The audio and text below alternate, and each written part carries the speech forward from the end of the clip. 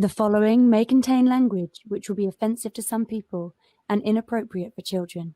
The topics discussed may include drugs, alcohol, or be sexual in nature. This show is intended for mature audiences. Listener discretion is advised. I'm serious. It's dirty. Really, really dirty. Still here? Then pour your favorite beverage, sit back, and let's get this fucking show started.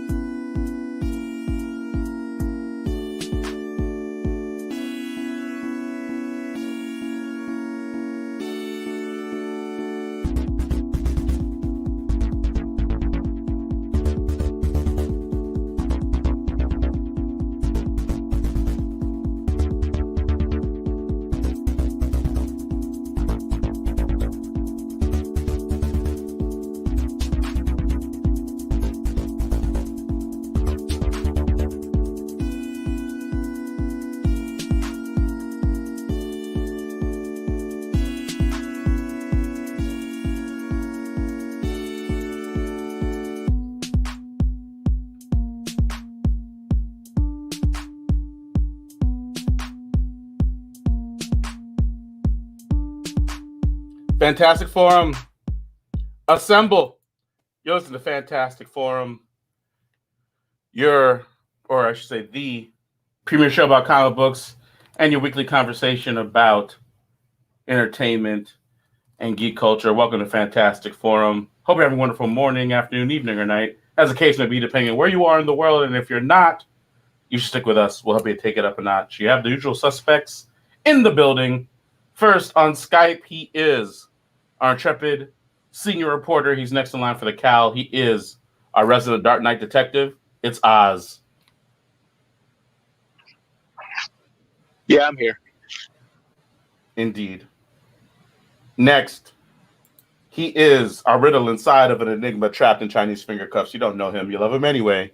He's our silent assassin, Jay. Hey, what's up? Next, he's the backbone, the pillar, the strength of Fantastic Forum, our nigh invulnerable brawler, and resident strongman, Moses Magnum. I can't upplay enough how our new sponsor, Starbucks, has really come in handy these show days. As for myself, my name is Lawrence Young. They call me Mary Young. Welcome to Fantastic Forum. We got a great show for you today. We're going to be talking to you all. We'll bring you reviews of They Called Us Enemy and the Ice Cream Man Presents Quarantine Comics Special #1, as well as the latest in comic book news. And, of course, whatever else it is that you all want to talk about, and we'll tell you how it is that we do that in just a moment. But first, we want to make sure that we thank Mr. Scott Rubin, who, without him, this entire show would not exist. So thank you, Scott. Appreciate you, buddy. Gents, how are you all feeling? Don't all talk at once. It's been a weird week for me, honestly. That feels on brand with 2020. I'm sorry to hear that. Weird doesn't sound like a good week necessarily. No, it's been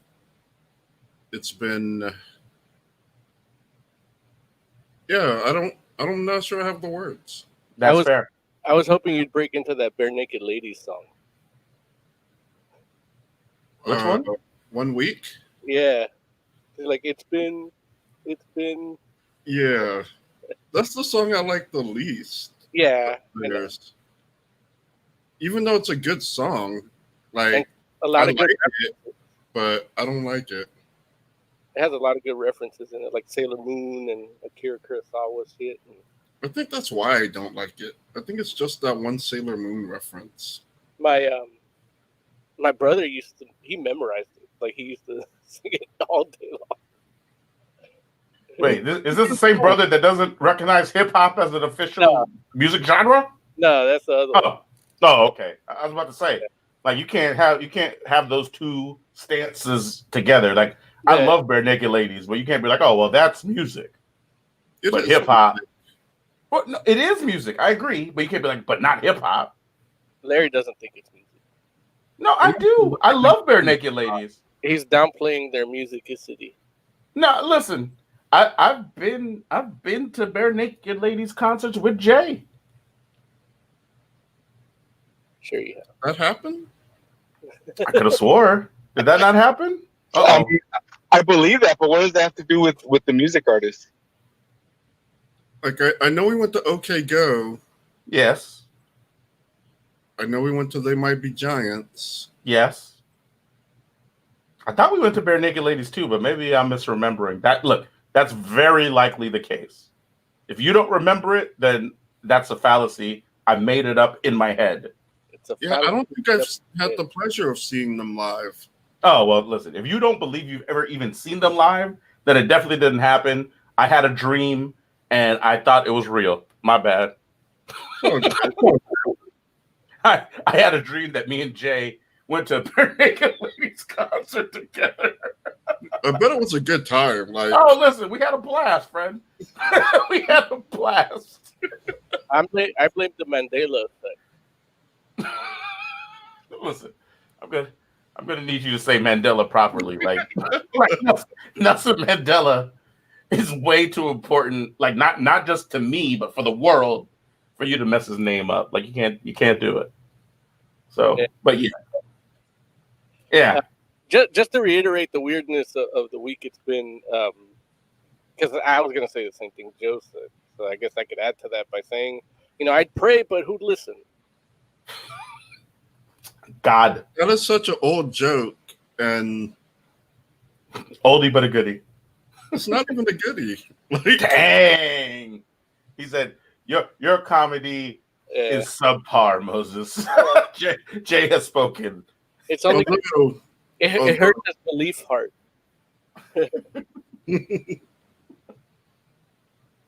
Yeah. although I did recently read a story with some really good biblical humor that I'm sure Mo would appreciate or did appreciate. Oh yeah, we'll get to that later. I love it. Yeah. There it is. So, Oz, how about you, man? How was your week? You don't want to know. Move on. Oh, jeez, golly. That sounds like Ooh, man. I would not have guessed that Oz would have been more depressing than Jay, but I guess that's what happens in 2020. And the weirdness started, Larry, when right after the show, Tiger Claw mentioned, did we see the Dune? And I had this whole discussion of why I didn't see the Dune trailer. And then I did. And once again, Larry explained it wrong. Like, he's like, I'm excited to see this movie. I saw the trailer. And I'm like, all right, I watch it. And then it's like, Larry, you did not tell me that Pink Floyd's Eclipse is used in the trailer. I'm not sure that I do that. See? Like, you're not good at this. Listen, you haven't seen Dune. I seen Dune, the original. I thought you said you hadn't seen Dune. Oh, that was Joe. It rhymes with Joe, but it's Joe. Yeah, I haven't seen Dune. Mo, Joe, it's like when you all stand next to each other, I can barely tell the two of you apart. There's a picture. There's a picture on our Instagram where you can't tell who's who. Right. We all just blend into one large glob of comic book goodness. We're just like, wow. High cholesterol. When does that come out anyway? Like, do I have time to read or listen to the audiobook before that comes out? Yeah. Jay, what are you talking about? Do you have time to listen to an audiobook? An audiobook is like 4 hours, right? No. How long is the Dune audiobook? Your It's like- ignorance It's is like 9 it's charming. It's Wait. really quaint. I'm ignorant because I don't know how long an audiobook is. I read books. You're ignorant on the length of an audiobook. Yeah. Well, how long is an Everything audiobook? else. And everything else, you're kind of a genius. Nah, I'm not a genius in anything. But as far as like audiobooks, like they are fucking long. Like a little 300-page Star Wars novel is like 8 hours. Why? It just is. Like, Oh, jeez, man. So how long is Dune, then, you think? well, I will say I'm not sure how long Dune is, but the Wheel of Time, No, like volume no. 12. Don't do that. No, don't do that. Don't, Jay. Don't pull out the Wheel of Time like the Wheel of Time is our regular books. Wheel of Time. Dune is big too, right? Isn't Dune like one of those Dune big is a 600? Yeah. It's a big book, yeah, but Wheel of Time is like 12 ish. Like the last Wheel of Time book is probably a bigger book than Dune, though, right? Yeah, the last one. Yeah, well, okay. I'm talking about the 12th one. Okay, as opposed to the 13th. But the 12th one is probably bigger than Dune as well. Okay. Okay. So what I'm saying is the time I'm going to quote you, it'll be less than that. okay, Jay. What's the time you're gonna quote? Okay, so fuck, I forgot. Look, I'm sorry, Jay. I derailed the look. Raymond already told me I'm angry today. I was like, oh, I guess I'm angry. I apologize. I'm out here in 2020 dealing with stuff, and I'm like, rage. It's over a day. Over a day? Come on, man. 20 more than 24. Well, why wouldn't you just read it? Well, I would can tell you take- why I wouldn't. Yeah. Like, if I'm really absorbing it, like, yeah, I could speed through. Like, I've read Wheel of Time books in like a day and then started the next chapter book. But to really absorb it, to really get that emote, like the actors, what they're emoting, it takes time. Hold on. Jake has his baby mama's ringtone. Yeah. It's like, oh. It's like, look, his phone plays WAP when she comes on, when she's trying to reach out to him. I forgot to turn off my phone. Hey man, look, tell him don't call me during showtime or else you don't get nothing later. Tell him, Jay. If you're gonna bug me during showtime, do it on the air. Right. Look. He doesn't know how. Like, and honestly, I don't know how. Like I know are we doing Skype, or is that just the Oz thing? No, we can do Skype. Skype in. Yeah. But the thing is yeah, maybe I won't hear it. I don't know. The easiest way to do it is our link in the StreamYard. Now that's a video thing, but you can do audio only. Like that's true. Look, StreamYard is the easiest way to do it. That is true. Yeah. You go to or StreamYard. You go to StreamYard.com. No, don't go to StreamYard.com. Go to our YouTube. No. I'm gonna make it even easier. Go to fantasticforum.live.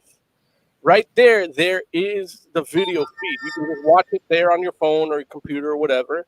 And under that is the description with the comment section and all that, and the link to get in.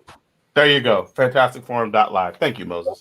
The Appreciate you and our sponsor, Starbucks. the lady will tell you if I can just jump into it real quick. Get it out of the way. Go for it. We have to pay her every time, because we got the PPE loan, so we could pay her. So. Want to get in on the action? Call Fantastic Forum on Skype and join the fun. Too shy to call in? That's okay.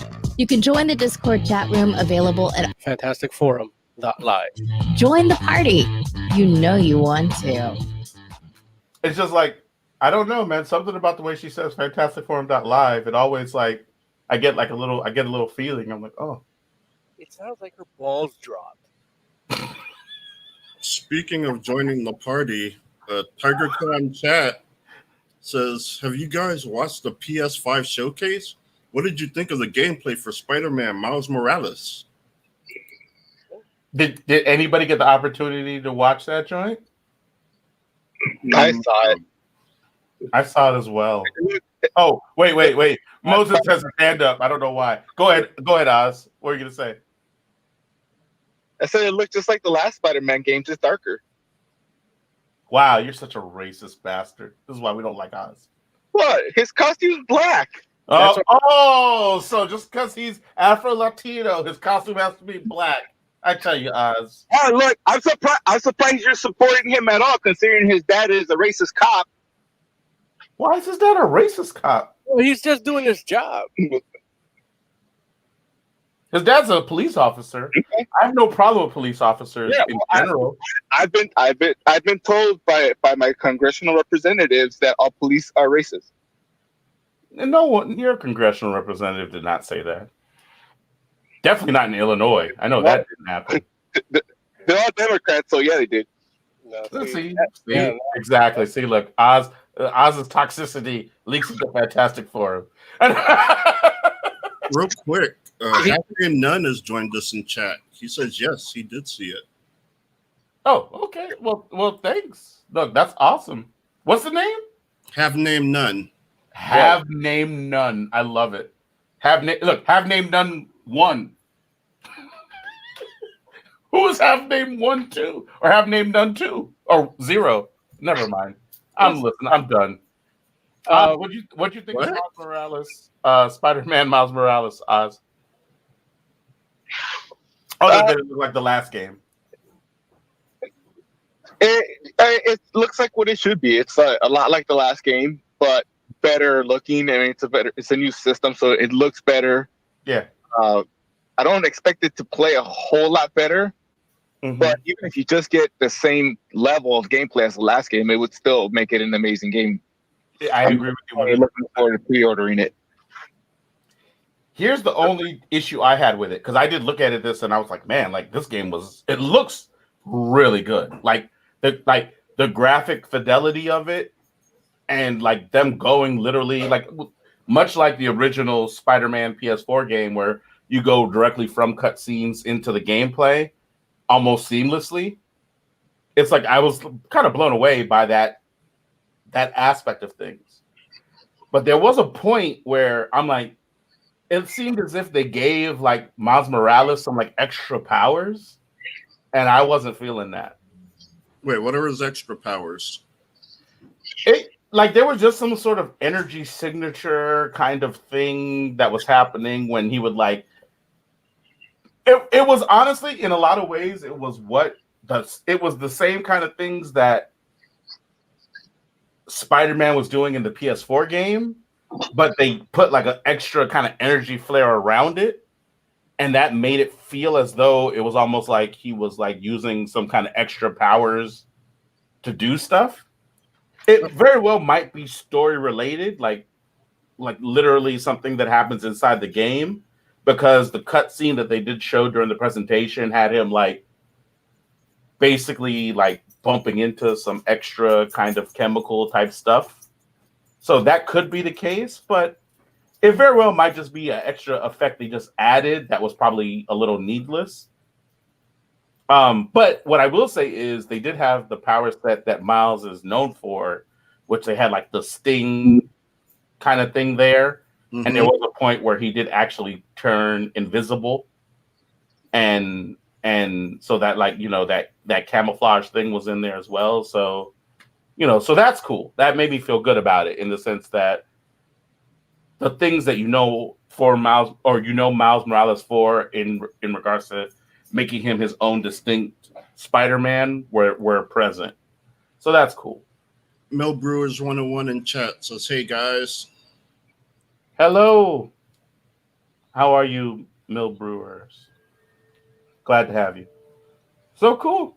I did get to watch some of that too, the Miles Morales Spider-Man, and it just felt a lot of what I did already with Spider-Man, just with Miles Morales. Almost like, to me, it was almost like DLC. So if it's any indication of from what I saw and how my experience playing the Spider-Man game, is that it's just gonna be the same old shit. So I'll just play Ghost of Tsushima still. Wait, what? Wait. If the gameplay is the same, but you get a new story, then I mean that's good enough. It's because most racist. If it was Peter Parker, he'd be like, "I'm playing it right now." No, because I actually stopped playing Spider-Man like 4 hours in. Like it just got repetitive. Like so. Really? Yeah. It got too repetitive. Yeah, it's a lot of it depends on like trophy hunting, and then unlocking shit, and then just you really just have to fight the same group. It's not even like stopping crime in New York. It's like you're stopping the same crime in New York. It's like, so I'm like, yeah, okay, I like the idea of Spider-Man doing this, but then there's a story I want to get to, but I need to develop the tech because Spider-Man isn't enough. His will, his sense of responsibility, everything that makes Peter Parker isn't enough to advance in this game. So I'm like, all right, you know what? I'm done with it. Like, I can't be mad at Mo's Spider-Man purity. yeah, it's like I can't be mad at it. And in a way, I do blame Dan Slott because he's like, in No One Dies, Right. he used tech, and Yeah, absolutely. Like, and Ends of the Earth. I mean, Ends of the Earth he had that like shock absorbing suit and shit, and it's cool. Like I'm down with that. I'm okay with that. I know a lot of people are critical. I loved it in the comics.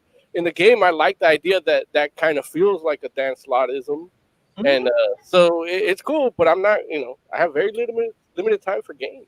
So it's like Peter Parker's really smart. Yeah, and that's the thing. Like, it's more about if I have so much time a day to play games, and I'm doing the same thing over and over just to advance, then I'm out. I mean, that's fair. I listen. I will say this. I definitely understand the idea. Like, I will say this, and this is my own personal opinion in regards to games. There's very few games that I can think of where the gameplay isn't repetitive. Mm-hmm. So it kind of comes down to the idea of how enjoyable the gameplay is. Like, games are hard to make. Yeah. And so there's always going to be a finite number of things that you can do in a game. And, if you're lucky, a game gives you like a certain number of like, I guess, combat inputs or whatever inputs you want to say, because I guess not every game is combat, where it's like there's going to be a certain number of things that you can actually do to actually move the gameplay forward. And, hopefully there's enough so it doesn't feel stale. But I can totally understand the idea that somebody's saying, like, hey, it felt samey. What I don't understand, though, is like, what game did you play that it didn't feel samey? Because at the end of the day, it's all finite. So it's just kind of like, I don't know. Like, there are very few games I've played where I'm like, it felt like I was doing something new, level to level. Allow me to wrap up the list. Oh, go for it. Okay. Octopath Traveler. Breath of the Wild. Spider-Man. What Spider-Man? The one we're talking about right now. No, dude, it's the same. Listen. This is the list of samey things or the non-samey? No, it's the list of games that I start and I don't finish. Because they get repetitive. I thought you were giving us a list of games that are not repetitive. I'm sorry. I didn't get to tell you a game that I stick with. In the last 10 years you've known me, that I can finish, because I don't have time and it gets samey. It's like, it's not exciting. You got to be exciting. Gears 5 was exciting, but they started doing this whole thing with Jack, and it was cool, but it's like kind of grindy, and it's like, I don't play Gears 4 for grindy. I don't. Yeah. So I as soon as that shit came out, whoop, right out the window. I don't have that time. So yeah, understand, Mo. What I will tell you is this, brother. So, hold on. Now, your feeling of like, oh, every game is samey and enjoyable. Like, you're thinking back to the time when we used to play games and we were virgins. We had enough. We had all these things that I'm complaining about now, like, was enjoyable then to me because I had the time for it. I don't know. Right. And I think that's the main thing, where it's like, I think that you need to be playing more indie games. Yeah, but I saw one that that really piqued my interest, and I was like, I'm doubling down, I'm buying it, I don't give a fuck, which was The Survivalists. And I don't know that game. Yeah, it looked cool. It looked like everything I like about something like an Octopath Traveler or Final Fantasy Crystal Chronicles, Okay. and it has, you know, the aesthetic of like the old Zelda, you know, like was Link's Awakening, the OG one. So I'm like, I'm in. And then it's like you're trying to make this like nostalgic game, and now it's like you can only do online co-op. Like you can't do couch co-op.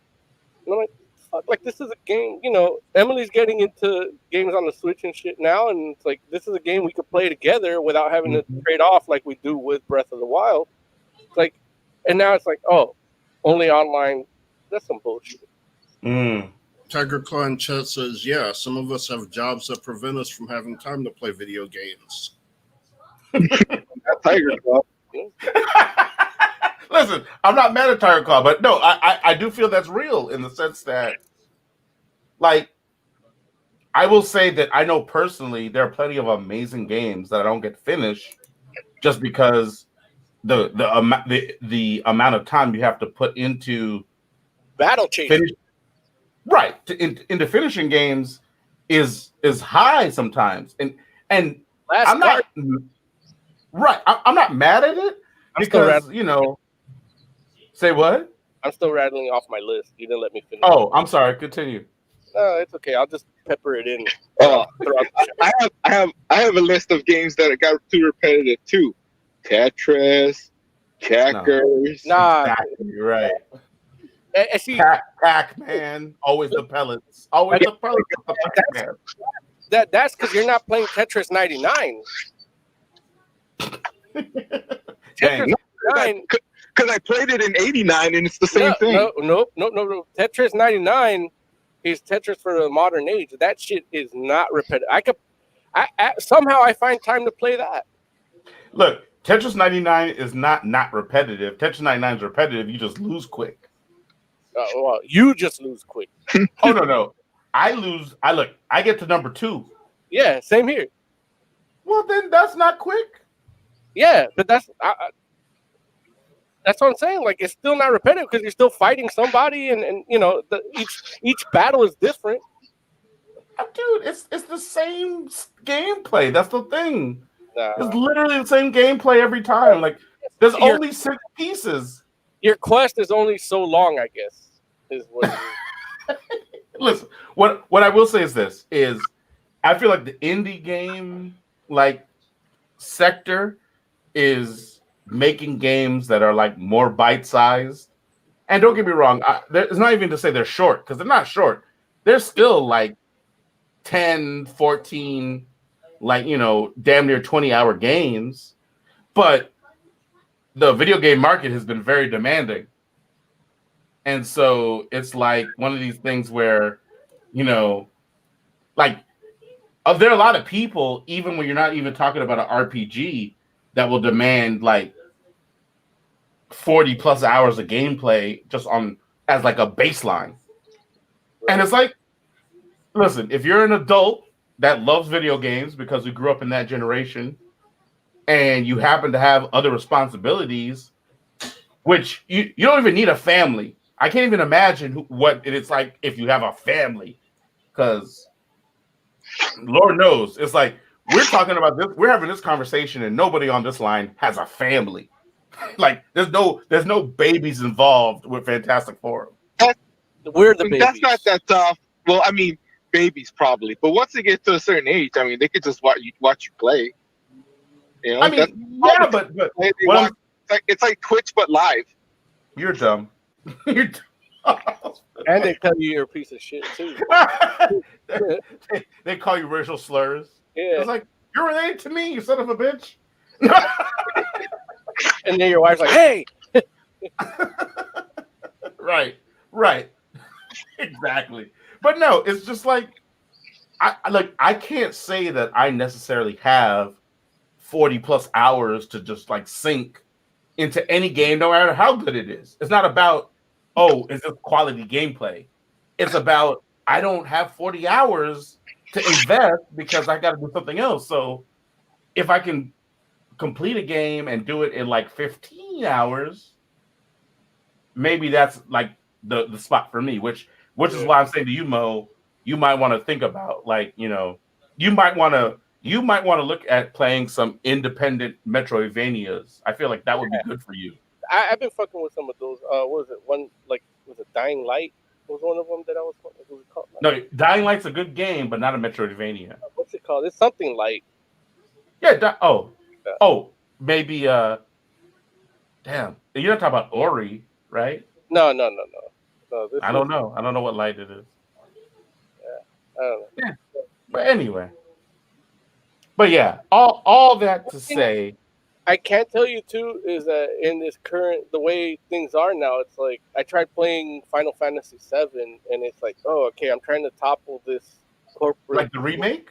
Yeah, even the old one, I went back. I bought it because it was on sale on the Switch, so I got it for like $60, no deal. And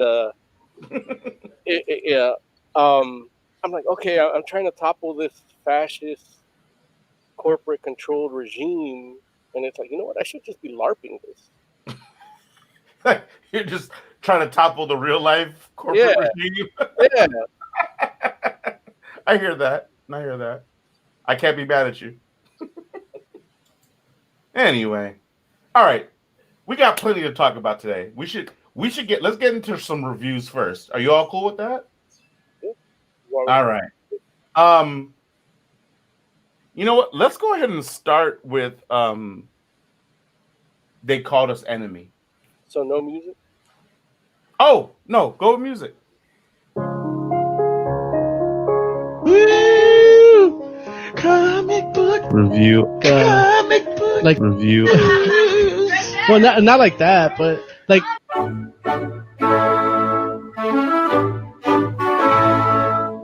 I love it. Yeah. We gotta get like an animated production for that. I wish we would videotape everything back then, because you could just play the video of all that unfolding. Joe could have totally spliced the video of like the actual like audio. Yeah, kind of You're like right. video remixes. Yeah, because that all happened live one day. it did. For all you new listeners, that happened live. Right. That's not spliced together. Right. That was like an evening. Yeah, like we had cellos and everything. It was two people from the LA Philharmonic that just happened to be fans of the show. And they're like, would you like our cellos? And we're like, absolutely.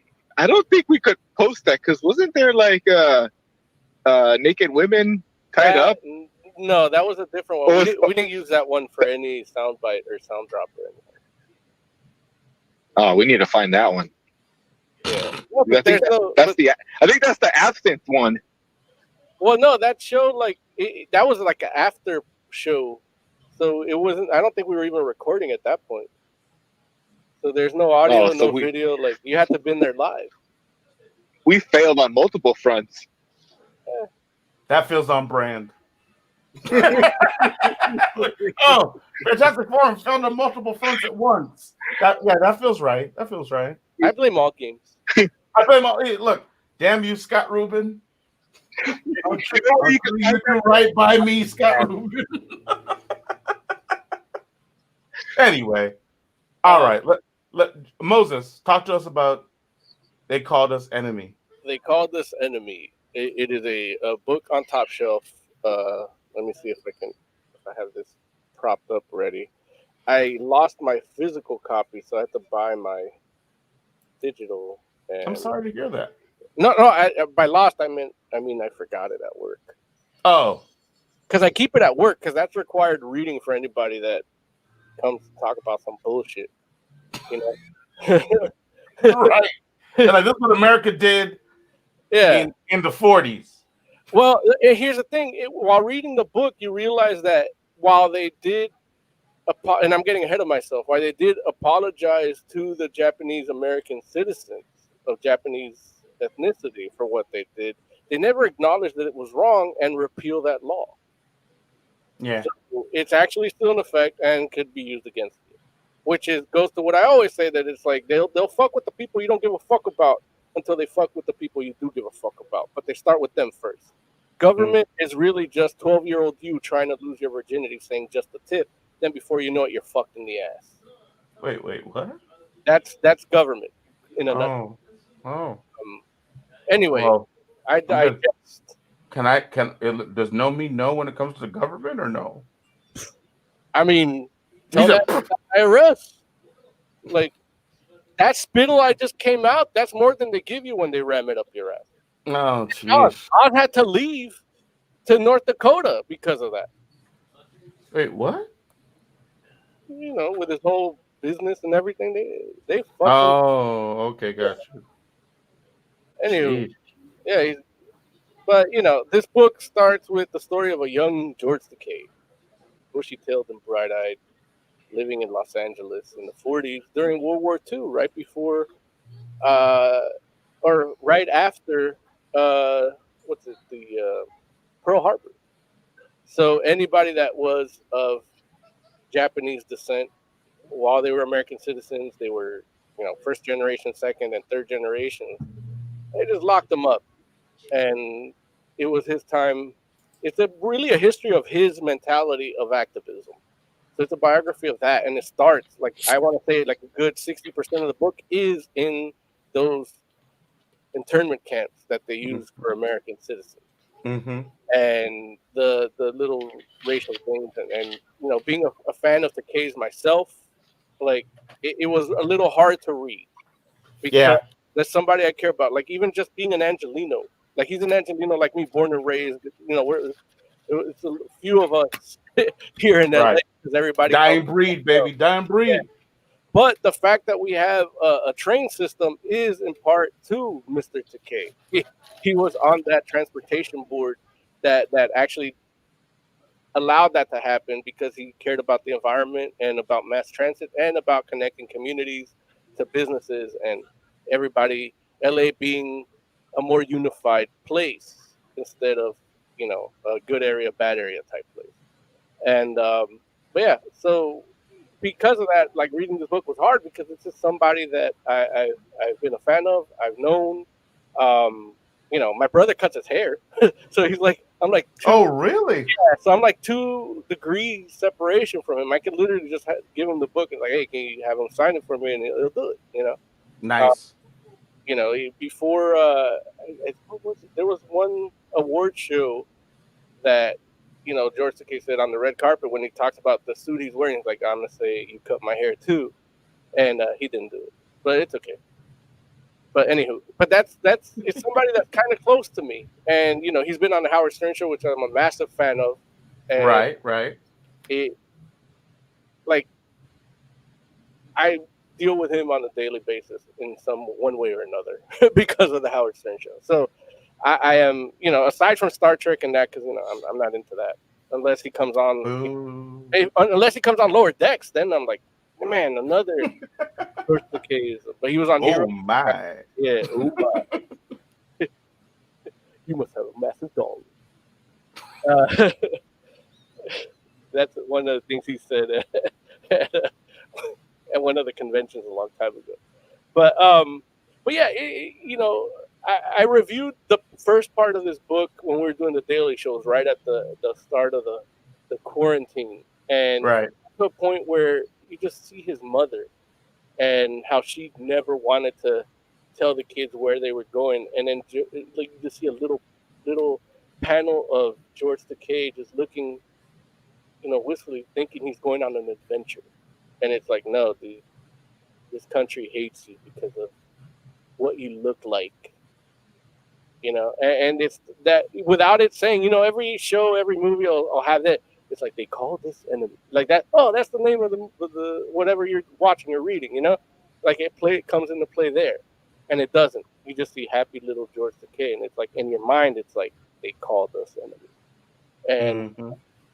I finally was able to read it, and man, did I pick a bad week to read that to review that. Because it just, you know, I've just been getting angrier and angrier and sadder, and it's just been getting harder and harder to really walk around with some sort of fucking sense, and then seeing shit that has happened before start to repeat itself and being defended by the people that say they are against that.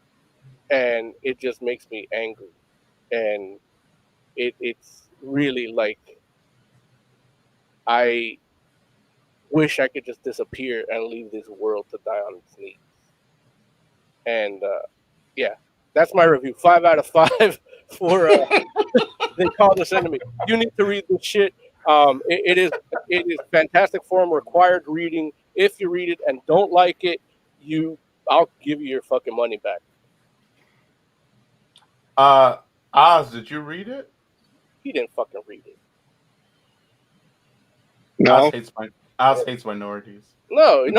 Well, I didn't read it the first time Mo talked about it. Why would I read it now? Hey, fair. You know what?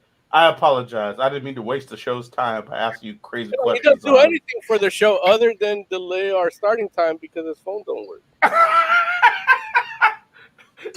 Jay, did you get to read They Called Us Enemy at all? No. I just, between the length of the book, like Mo said he wanted to do it last week, and it's like a week. Yeah, I didn't think I'd be able to read the whole thing in a week. Look. So it sounds depressing. I agree with Joe. I too did not believe I could take the length and girth. Like right now, I can't do things that are too real, like too dark real, too real dark. It's like I can't read that. I can't finish the Tokyo earthquake anime. Like there's just some things I can't do right now. Yeah, and I'm there with you, Joe. Because as I was reading it, I was like, "This is gonna be tough." It took me about, it's an easy read in terms of the actual content. Yeah. There's a lot of it that is told visually. Right, and caption boxes, so you don't, that's an aspect of it that I like. I'll get into it a little later when Larry, because I assume you did read it. So when we discuss, I did that. But yeah, reading it, I was like, man, I don't know. Like, even the people that listen, it's like if they decide to read it to maybe chime in or something, somebody like Heck or Burr or whatever, it's like this might be something that some people can't handle right now. It's heavy. This heavy. Yeah, I mean, I will say that it's interesting just because obviously I've known and been aware of the Japanese internment camps for World War II. Japanese American. Yeah. I mean, or Japanese citizens. They were American citizens. No, absolutely. And don't get. I mean, look. Here's the thing. It's a mixed bag because some people were American, and well, actually, I guess honestly, technically, actually, I might be wrong because if I'm not mistaken, I'm not sure. No, some of them were American because they were naturalized citizens because they were born in America, and then there are other people that. Well, naturalized means that you became a citizen through bureaucracy. Oh, I'm sorry. Yeah. They're citizens because they were born here. Right. And then there are others that wanted to become naturalized citizens, but were not allowed to become citizens because of racism at the time. Like even before the war. Right. So it was just like, there's like, we're not sure if we want you all to be Americans. Mm-hmm. And, it wasn't like a Pearl Harbor thing. It was literally just, America being America sometimes. Well, they're like, what I've heard recently is that they have a cap on who they let in from where. And right. Those numbers vary depending on where. And it was the 40s. So it's like, I'm not saying it was right. It's like I'm just recognizing the idea that, America, like, despite what they want to tell you, America hasn't always been a place that is well, I won't say always, because America is not a place that's necessarily as accepting of people as they would lead you to believe. Let's say that. So, but here's the thing. knowing the history is one thing, getting that experience delivered to you from a very like personal perspective from somebody that was like, this isn't something that somebody else told me. This is something that I lived on my own. It's a huge difference. And I will say that, like I already had a certain amount of like empathy for Japanese Americans and,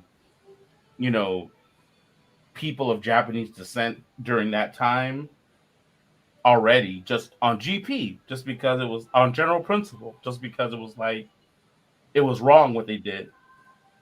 But to read this and to be able to get like a firsthand account of what this was like, I was like, man, like it's hard, man. And I understand exactly what Mo's saying, where it's like in this day and age, like right here in this particular frame of time, it's like it sucks to read something like this just because it's like, yeah, man, it just kind of goes to show that, America will find ways to like remind you that they don't think of you in the same way as other groups of people that happen to live in America as well. And it's unfortunate. Sorry. You reminded me of Mike Pence. How so? His when he was talking at the RNC, he's like, you don't have to make a choice between standing up for police and being okay with our neighbors. Like, we're not Americans. Like I didn't nail the quote exactly, but he was basically saying, just because you're white doesn't mean you can't get along with our like, just because you're American doesn't mean you can't get along with the blacks. Was basically what he said. Right. But see, here's the thing. Now, I get where the parallels come from, but the difference being, of course, is like he's coming from it from the perspective of a white person, and I'm coming from it from the perspective of a black person, where he's saying, hey, no, you can not that your sentiment was the same. It just reminded me of that. Right, exactly. Like how Americans don't, like white Americans don't treat the rest of us like we're Americans. Right, exactly. Like, and that's what it boils down to. Yeah, that's something I've had a complaint about for a while, but no one's willing to back me up on it. No, dude, listen, it's so funny, Jay, because I can't even remember who I was talking to. Like, I might have been, actually, it very well might have been a social media thing. And I was talking, I think that, I'm pretty sure it was social media. And I was like recounting, I don't know if I'm sure you remember this, Jay, but maybe you may or may not, who knows. But back in the day, we were at a Circuit City, and you and I, like, maybe I was like 8, and you might have been like 9. Right. And we were getting followed around the Circuit City by the security guard because they thought we were going to steal something. And I remember, like, it was literally like, it's messed up because it was like you had to explain to me why it is that we were being followed, because I didn't know. Because I hadn't, this was my first blatant experience of racism. And that's unfortunate because you had experienced this enough already that as a 9-year-old, you could explain to me at 8 what was happening to us.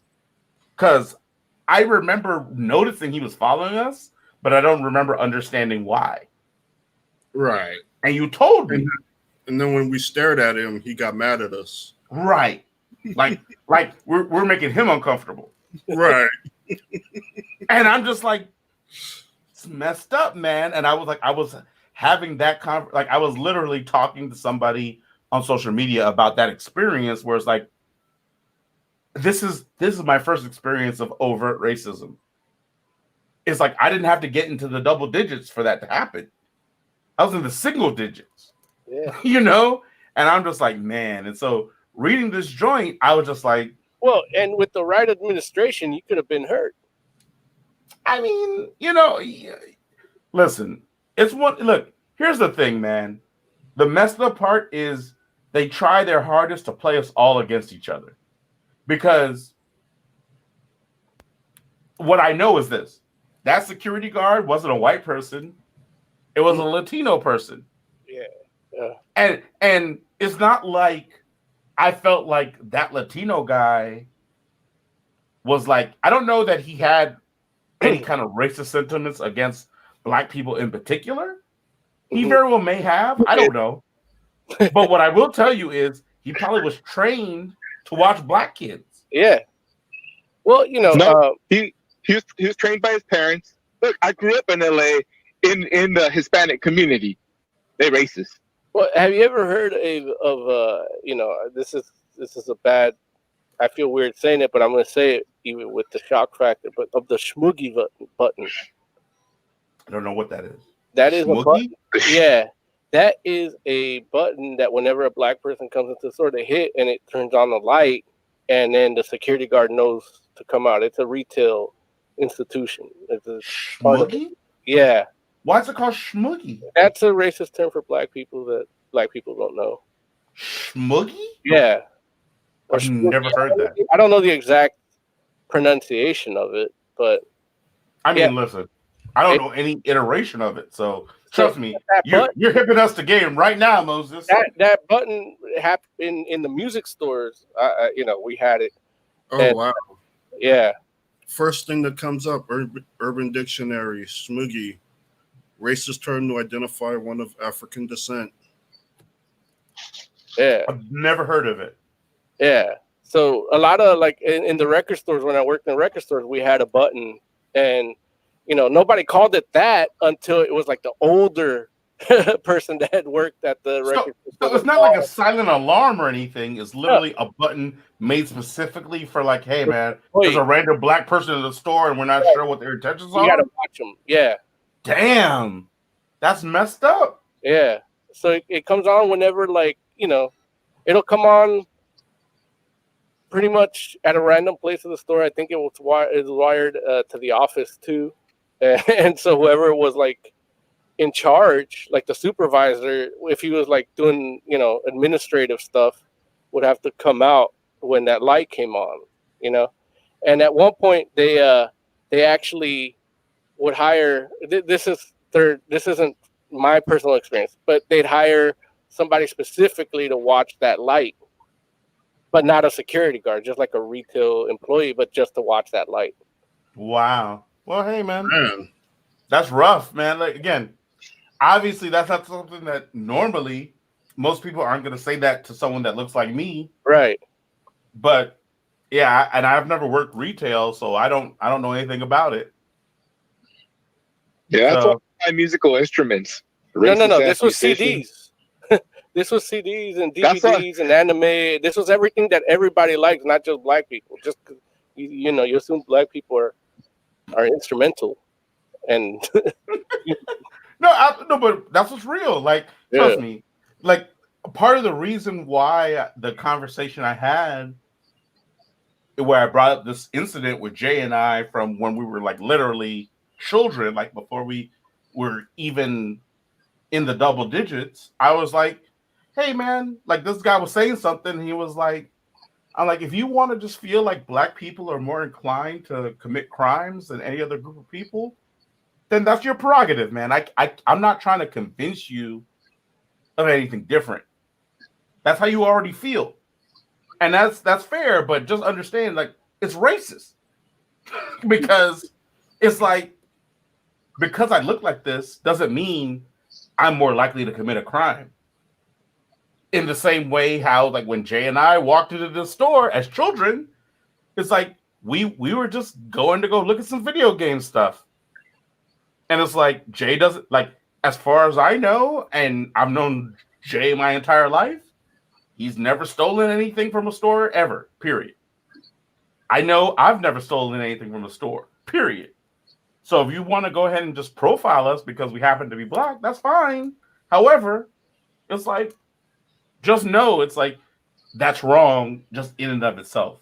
So it's like it is what it is, man. So and that was one of those things where it's like, I guess this is the reason why I can kind of go back to what you were saying, where it's like, yeah, man, we're in a very racially sensitive time right now. And even though what we're not talking about in this day and age is necessarily how America treats Asian Americans, it's like it still is one of those things where it's in that same vein, where it's like, yeah, it wasn't that long ago that they rounded all these fools up just for being Japanese. Done. Japanese. Oh. Well, I mean, or I should say, having Japanese descent. Because, like, listen, some people were first generation Japanese people. Like, they literally, like, they had migrated from Japan to America. The biggest qualm that I have, because I am a person that does not trust any authoritative bureaucracy, and you need to dot your I's and cross your T's with them, otherwise it's not valid. I mean, you see how the justice system works.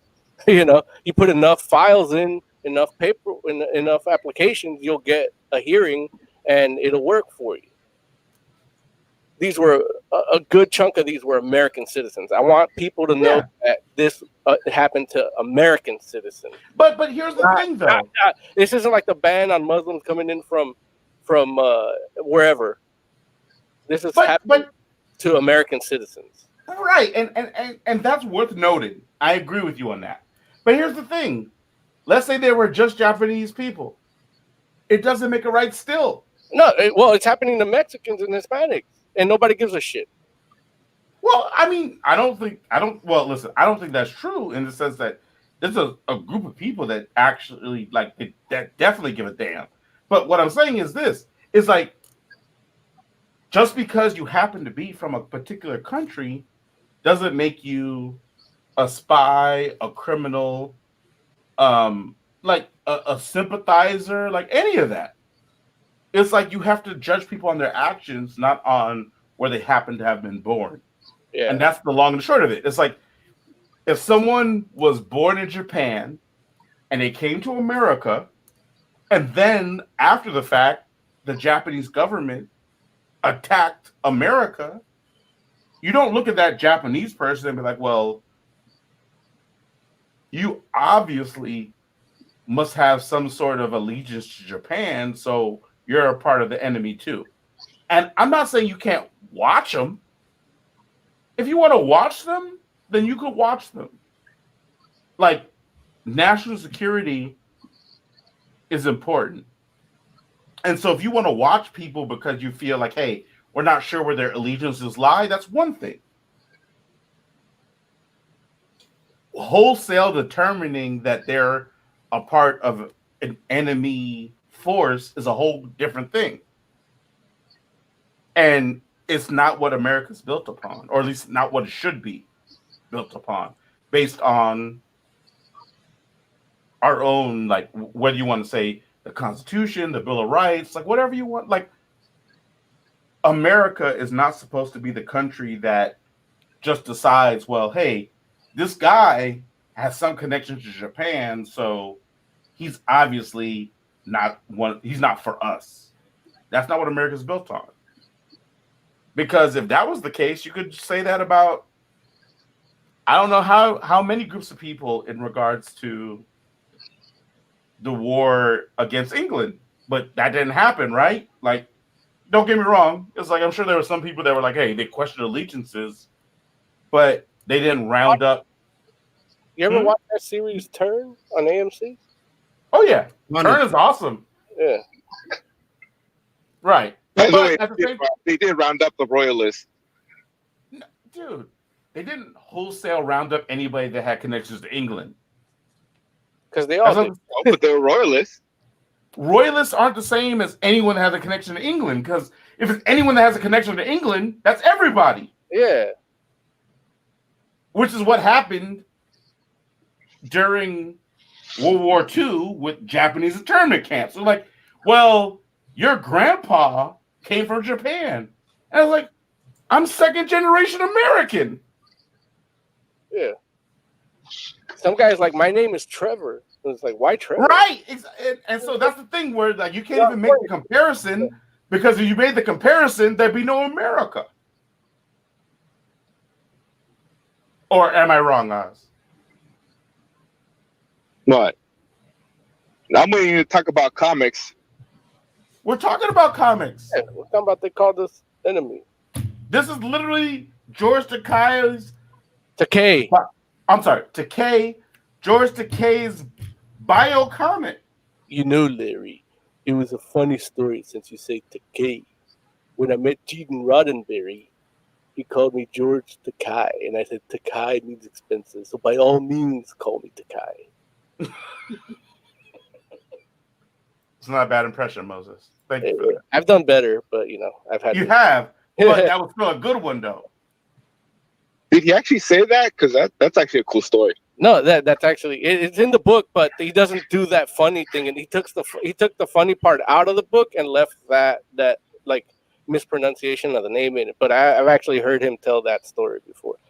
A lot of my a lot of my George Takei impressions are just quotes because he's such a funny dude. Like when he's hilarious. When he looked at Jason Ellis's penis, he goes, "Oh, you have a beautiful cock."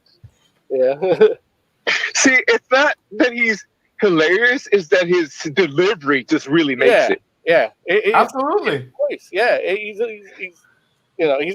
he's unintentionally funny, and he gets these points across. Because I've watched this TV series, Terror Infamy, which is it's a horror story set in the Japanese American internment camps in that time, with Japanese. They rounded up these Japanese American people, and they had committed something that was dishonorable, and they were cursed, and that curse found them because they were all rounded up together in the camp. So that negative energy actually brought that spirit to them, and it's a great series. And sometimes like it's a horror series, and you can't tell what the horror is if it's the ghost or the fucking Americans. And I didn't say fucking Americans to disparage this great nation of ours, but it's just a placeholder because I'm of a lower diminished IQ.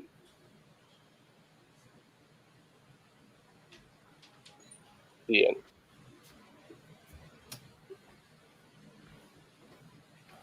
Larry, did I lose you? He gone. Oh, we lost Larry. All right. Well, I guess what I can say about this book is one of the way it is presented to you. It is done with, because comics do have the captions boxes, and these caption boxes end up having a narrative effect. And this narrative effect is done from his actual speeches that he's done at Comic-Con, at Roosevelt's house, at TED Talks. Yeah, TED Talks, the Japanese American Museum. So they just come from, I think one is from NPR, and it's just one through narrative just pieced together from all these places you've heard them. And because I've heard a lot of his talks about it, I can kind of remember those, seeing those and seeing them drawn in comic form. And I thought that was a specific dynamic to this comic that makes it a good reading experience and makes it easier to read, because it is, he talks about going to auditioning for Star Trek and Desilu Productions Studios and how that meant something to him, and how when he read the script for Star Trek, he felt it was important for him to have it. And then he recounts his when he met Nichelle Nichols for the first time. Yeah.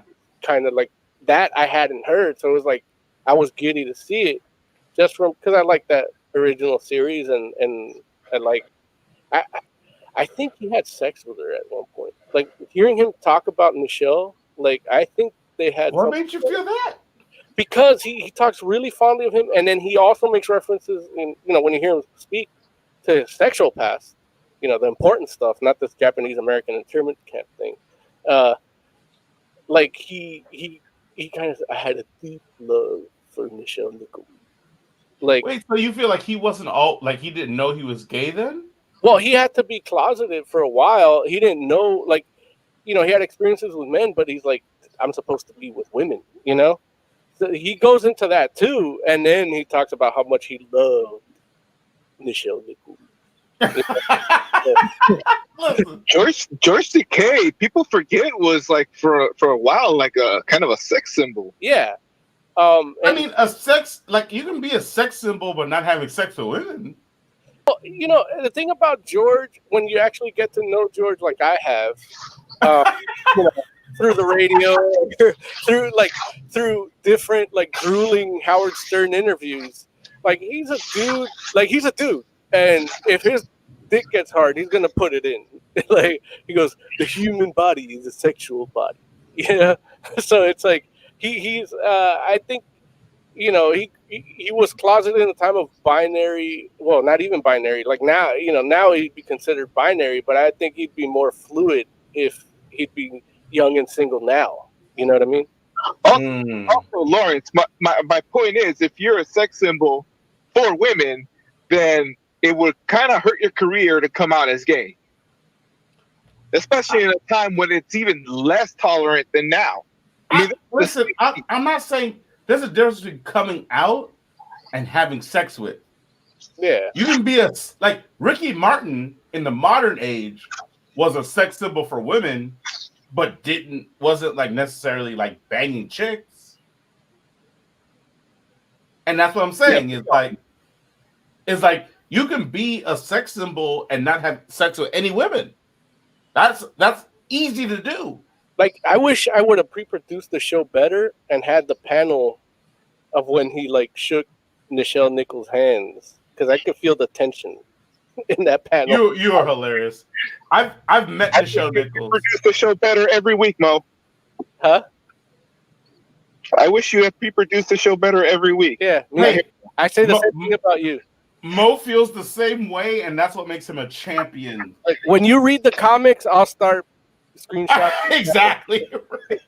Like, listen, like we're asking you to do the bare minimum, Oz. Do the bare minimum, goddamn. Bare minimum. It's like a 500-page fucking War and Peace with pictures. Look, it's not. Trust me, I'm a fucking idiot. I read it in 2 days. All I'm saying is, you can say that about They Call Me Enemy, but if you didn't read Ice Cream Man, then we don't have nothing to talk about. And you wasted your time on Doomsday Clock too, and you had to catch up on that. So I know you read at least 100 pages in one sitting. Look, he didn't waste time on Doomsday Clock. He wasted his time on Supergirl and Stargirl. Yeah, but I mean, honestly, we all know about comics. Yeah, and honestly, like I know what he's doing with that. Like he only needs one hand to watch those. Oh Jesus! See, I don't need any hand to watch those. I got a thing that holds my phone. I don't know what that means, but we should stop. We should stop the whole line of conversation right now. Goddamn! He beats off like a Boy Scout. Wait, listen. I was a Boy Scout. I didn't beat off. Yeah, you start the fire. Well, we didn't start the fire. I thought it had something to do with like knots. It's weird. It's just weird images flash in my head. Okay, well, we're gonna go. Look, Moses. Let's do this, Moses. What would you give They Call Me Enemy in regards to, like, you know, a rating? 5 being the greatest. I give it 5 wars within a raised fist out of 5. I would do the same. 5 out of 5. Amazing book. You should mess with it. If you've never read a comic book, like a bio comic before, you should mess with this one first. It's a good starter. Because other ones are much more like, they're a little bit more, they require a bit more attention. This is a good starter point. And it is a lot of it is hopeful because it's through the lens of a child that doesn't remember it as a terrible experience per se, right, because his parents protected him. and a lot of it comes from recounting stories Right. with his dad, and then those two things, his perception of it and his dad, actually collide in it as part of the progression of the story, and then you get to the point where it just makes sense to George when he gets to meet Eleanor Roosevelt, and his dad feigns illness because he doesn't want to shake the hand of the woman that's the wife of the man that imprisoned him. Yeah, exactly. Which is one of those things where it's so funny how, like, you know, you bring that up, and it's one of those things where it's like, for some people they'll be like, "Oh, that feels petty." Yeah, and it's like, really though? Like, I mean, it's just like it's one of those things where it's like. But, you know, you talk about, you know, they mentioned this in the book where the Japanese are too passive. And that's kind of like his, like, he kind of did it with a sense of honor where he's like, you know what, I'm not going to shake her hand, but I'm not going to tell her anything. I'm just going to, right, you know? And so, like you would say, it seems petty, but it's like, it'd be pettier if he, like, stayed and spit in her face, you know? Right. Which is, like, what I felt I would have done, yeah. But, you know, George's dad is George Senior. I think that's his name. Is no. He's not a senior. I don't think. But anywho, you know, George Takei's dad is, you know, even like the way he describes like actually complying with everything is part of it's like you can't lose your faith in democracy is actually a hopeful message. Despite the fact from hearing George Takei speak on it and express that sentiment from his father in the past, I felt like that wasn't as big a part in this book as it has been in George Takei's message throughout his career. So, you know, it doesn't make the book less of a book, but for me, knowing George and knowing who George is and how he speaks on these things, like that sentiment, I felt should have been a little bit explored more, but for editing purposes, I can see why it wasn't, you know, because it's more about George's life, you know, through the concentration camps and after what he did with those experiences too. Also, while I have you on the camera, you should watch Terror Infamy on AMC. You can get it on the AMC app. It's free, and it's a really good series that gives you a fictionalized portrayal of these events. Some of the events actually parallel these. I actually read this and watched that at the same time. They came out at the same time, so I could see the parallels, and it's more of an entertaining horror thing. If you don't want to do the bio thing, you can do that. It does a good job of capturing what the biography does with that. And then there's also, you can find it online, I'm sure, and there's a DVD or Blu-ray of a play called, a musical called Allegiance, which George Takei wrote about his time, that is fictionalized as well, but it is based on his experiences in these Japanese American internment camps. Now, Larry, take the camera away from me because I feel self-conscious. Did we lose Larry again? I'm here. All right, well, take the camera away from me. No, man. But look, I'm giving the people what they want. They want more Moses. No, they don't want more Moses. They're like, man, give us. Look, somebody in chat was like, more Moses. They're like, give us more Mo. Oh, you want more Mo? Here's more Mo. Damn, there it is, more Mo. Damn, we can still see your face, you white ass son of a celibate. They're like, more Moses. Like more cowbell. They're like, more Moses. There it is. Okay, we're all here, Mo. I'm sorry, Mo. I didn't mean to single you out. Don't leave me like that hanging, because then I feel I got to say something. Like, it's bad enough that I can't look at the camera because I'm monitoring the screen, and then it's like I just see myself like this for 10 seconds. It's like I hate video, Larry. Can we go back to just audio? I unfortunately, I don't think that can happen.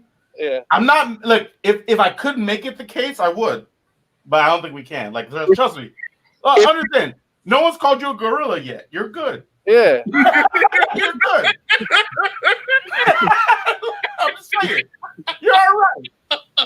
You're winning. You're winning in the video game. About one thing I've learned about doing this video thing is if ever the camera is on you and you're not sure what to say, just show a nipple. You're good. Nah. Look, you're the one not on camera, you fuck. Yeah, look, this weekend I gotta work on Fantastic Studios Midwest 3.0 now. Yeah. Thank you, Oz. I appreciate you feeling like you need to do that. Thank you for that. No, you missed the point. 3.0, a separate place. It's not separate. It's Yep, just the next iteration. Right? It's not the barn anymore. What? What are you doing? You got kicked out. No, the last time I was on camera, well, you guys didn't know, but there was a rainstorm. And so, stumbling out of the barn and having to walk to the house in muddy rain while drunk, I'm fine with it. But, the wife got a little worried about what happens when, there's 3 feet of snow out there. Am I going to just come out and find your body in the spring? So... Wait, so this sounds clear. Your wife doesn't have enough confidence in you to make it from the barn to the house in snow without you dying? Long walk and I'm really drunk. But how many feet is it? It could be 600. 400. Oh, 400 of snow. Oz, how big is your property? How many feet is your property? 5 acres. Wait, your whole property is 5 acres? Yes, I thought I told you guys. Well, Oz, when are we gonna have Fantastic Forum Conclave? Are you gonna invite us out to It took me 4 or 5 hours to mow the lawn. I feel like you need to have us out for a retreat for Fantastic Forum. Technically, Amber wouldn't even know we're there. Oz, Having it in chat says more mimosa. I saw that. I don't know what that means, but I like it. I listen. Instead of more mimosas. I don't like mimosas. Have name as much none. as Mo. I like Mo too, but awesome. Have name none. I don't know who that is, but have named them one. Oh, I do? Yeah. Who is that? I'm not going to reveal his identity on air, but you do know him. Okay. Well, what I will say is this: have named none one has quickly become one of my favorite listeners. He's saying all the right things. I agree with earlier in the broadcast he did this. I was like, when he did this, I was like, or he or she, because I don't know who that is. It's a he. Okay. I was just like, yeah, I agree, have name none. I don't know what the hell's happening. And I'm trying to control this shit, goddamn. Anyway. I think if we shoot a video, we need to hire somebody to just handle the cameras. You could be You could be right, Mo. What I will say is this: I agree with Moses. This joint's a 5 out of 5. It's an amazing book, and if you don't mess with like I said, if you've never read or messed with a comic or a bio comic before, this is a great starting point. Sorry, Mo. I didn't mean to do that. Hey, man, don't judge me. Is it like Joy-Con drift? Is that what it is? It was definitely Joy-Con drift. I'm glad he understands. Anyway, I hate it. Was good. Anyway, it's one of these things this is a great starting point. You should mess with it. It's a poignant story. And it's told very well. Yeah. So anyway, that's the long and the short of it. Mess with it. 5 out of 5 from half of Fantastic Forum. If Jay read it, he would have given it a 4. If Oz had read it, he would have given it a 3.5. So on average, that's 4, right? 2 5s, a 3.5, and a 4. That's 4, right? I believe so. Hold on. I don't look. I'm no math whiz, but that feels like a 4 to me. So you should mess with it. Let's do it. So Yeah, 4 point something. Right. It's like 3.988 something. Whatever. Anyway, mess with it. before we go into the next segment, the next review, do you mind if I do a heavy metal minute real quick? Let's go, Mo. Hey, Moses Magnum here. Another heavy metal minute. Vinyl has outsold CD sales in the last couple weeks. I think they sold something like, I don't even know the figure, but it's the first time that's happened since 1986. So yeah, it's an achievement for vinyl records. I actually just got the Chemist vinyl for their EP, Doomed Heavy Metal. It's a really good album. 3 songs recorded and 3 live ones. They do a cover of Rainbow in the Dark in it. And it's a really good version of that song. I love that Dio song. It's one of my favorites. But the song that really stuck out to me was a song called A Conversation with Death. And I actually remember hearing that at the gym back when gyms were allowed to open. And that I heard that song pop up on Gimme Radio. And Gimme Radio is pretty cool because it gives you the option to buy it. And I'm thinking, I'll buy the song like on iTunes or whatever. And then actually the EP hadn't come out, so they just pre-ordered it. I paid like $11 for it or something, and yeah, came in the mail, good condition, good version of it. Really enjoyed it. But yeah, check out Chemist. I technically contributed to that vinyl statistic of outselling CDs, which is, it doesn't feel all that different, but I think it's kind of cool.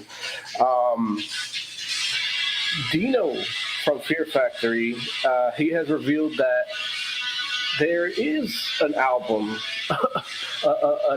of Fear Factory coming out.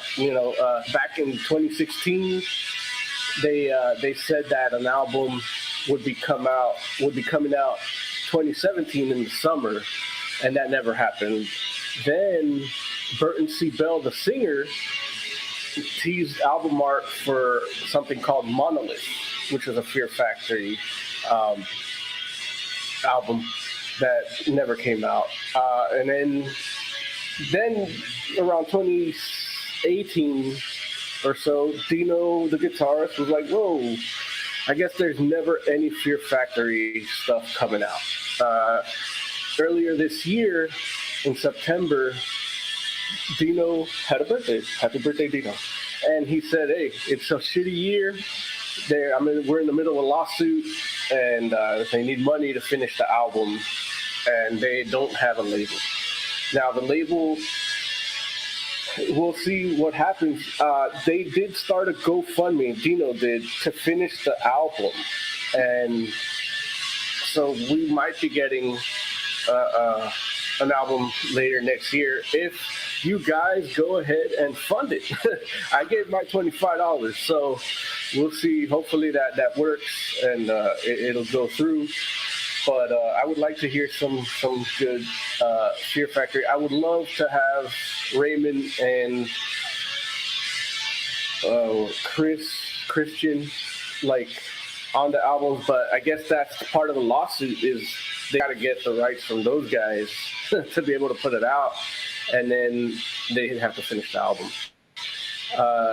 In another comment later on, Burton C. Bell, the singer, said that the GoFundMe doesn't affect him at all.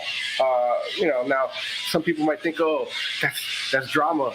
They're hurting themselves, and Dino's trying to be greedy, and but no, what it actually kind of means is that his contribution to the album is already done. Burton, the singer, had already laid down the vocal tracks, and I guess they didn't need drums or bass because that's part of what the lawsuit is. I mean, we don't really know for sure. This is my speculation, and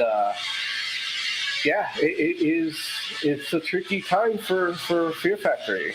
I'm Moses Magnum. This has been Heavy Metal Minute.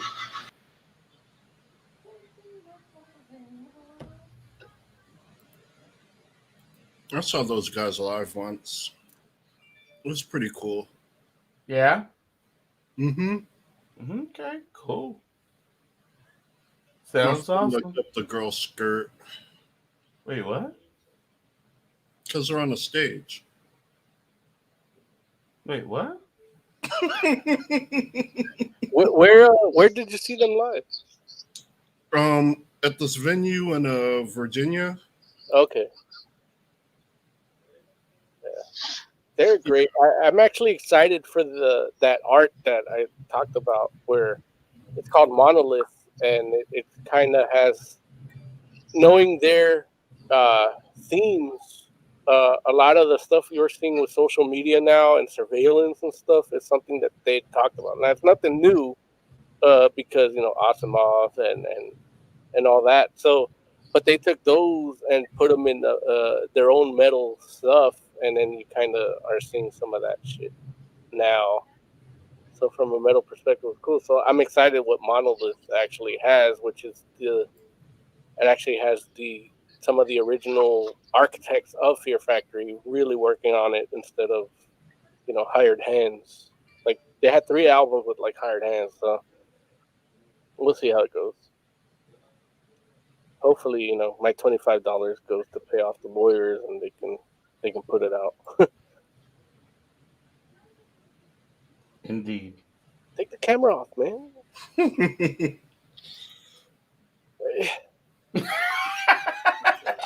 I'm sorry, All right. Will.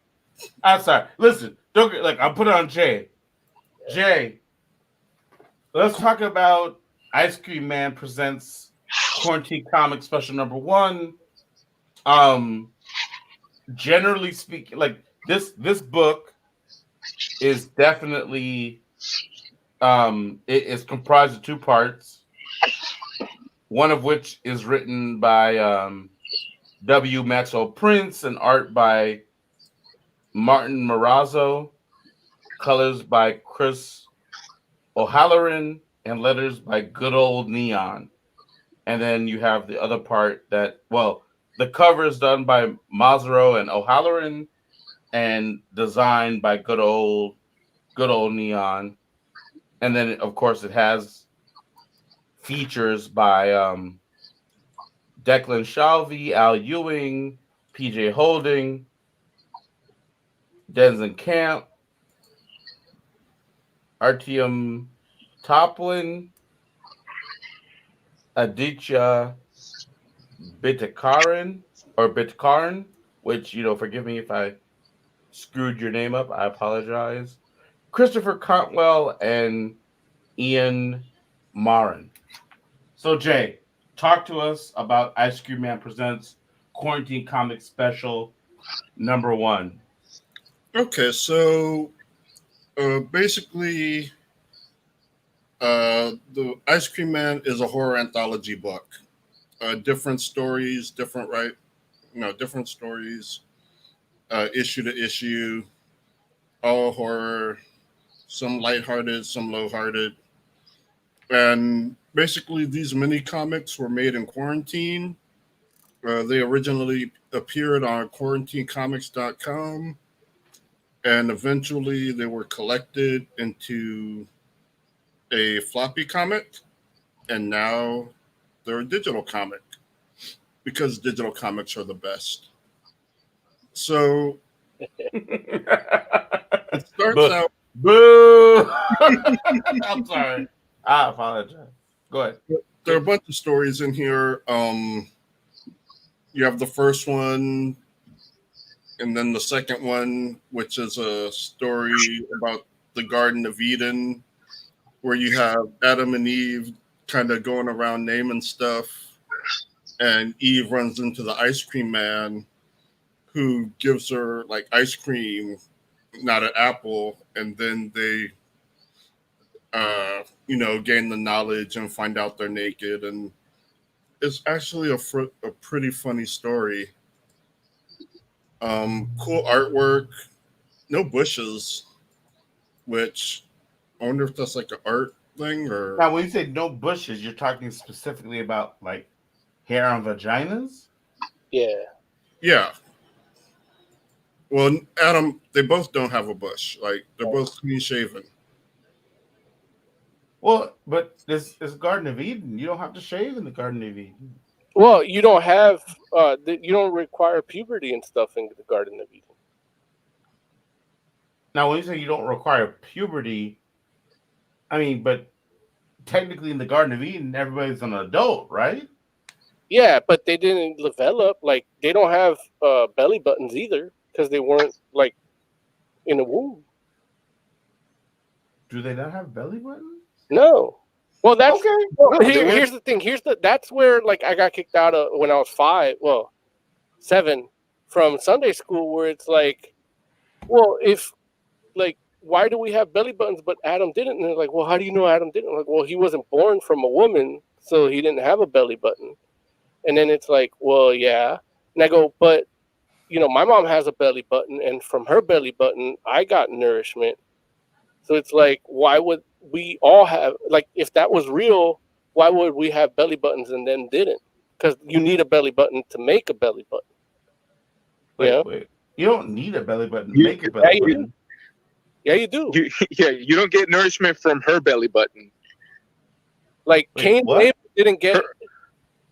The woman's belly button doesn't connect to the uterus. Right. Like a belly button. All different. In fact, the part that connects to the umbilical cord is what comes out during a period. Right. Well, Like why- technically you can have a belly button, Yeah. but Eve doesn't need one.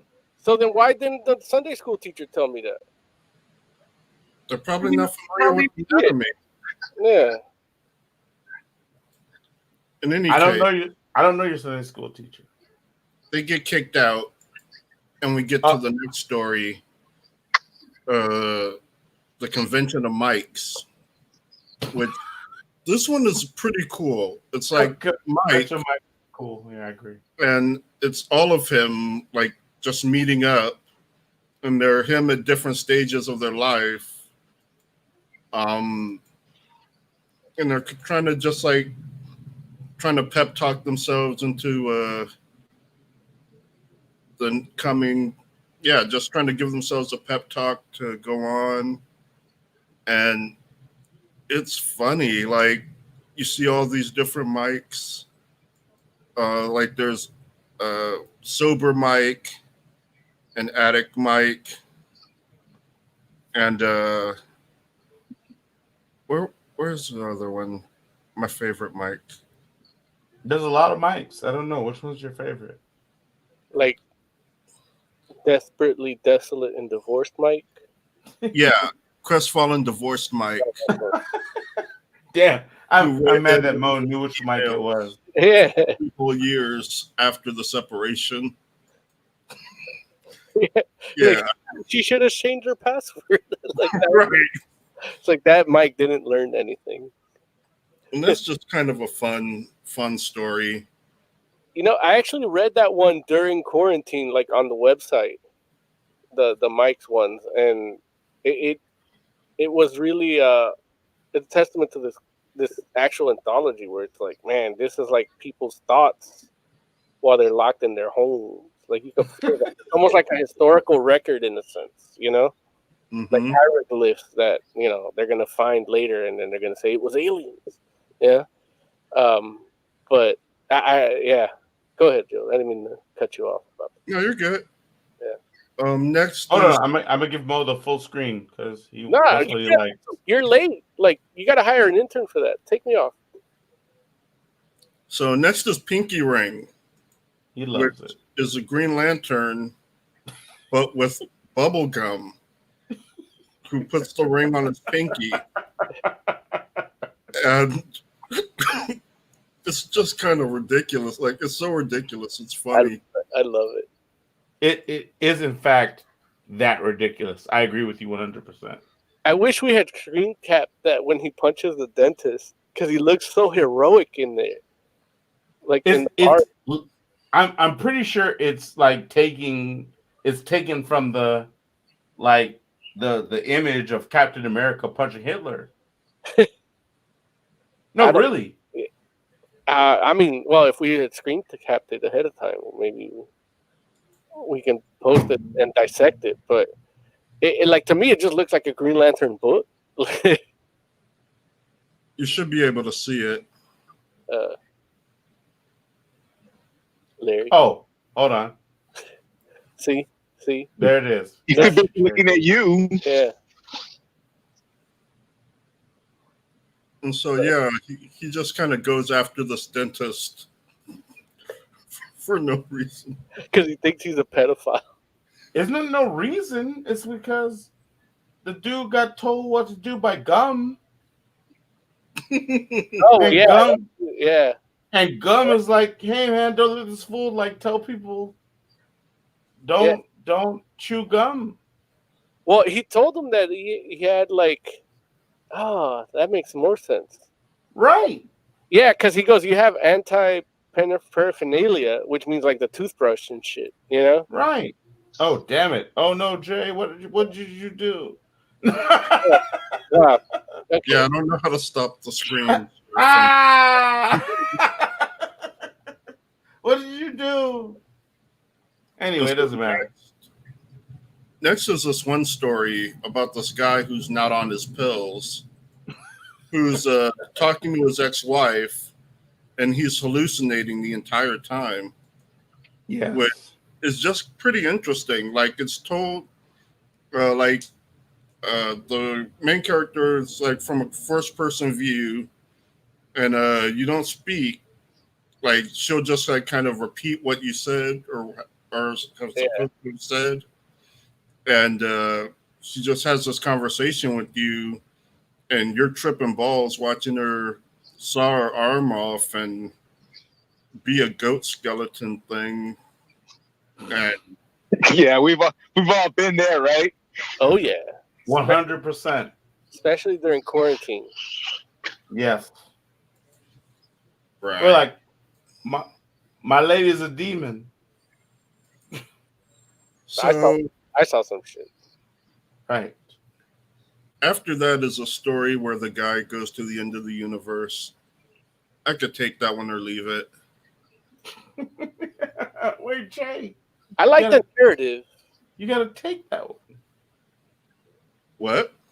You have to take it. I don't have to take it. I think you do. No, that's what the. Are we still talking about comics? Yeah. Yeah, we're not talking about the K no more. No, I like that one because it's kind of like he's going on a trip while sitting on his couch. Like, that's how I felt in quarantine. Like, I'm like, you know what? I can't leave the house.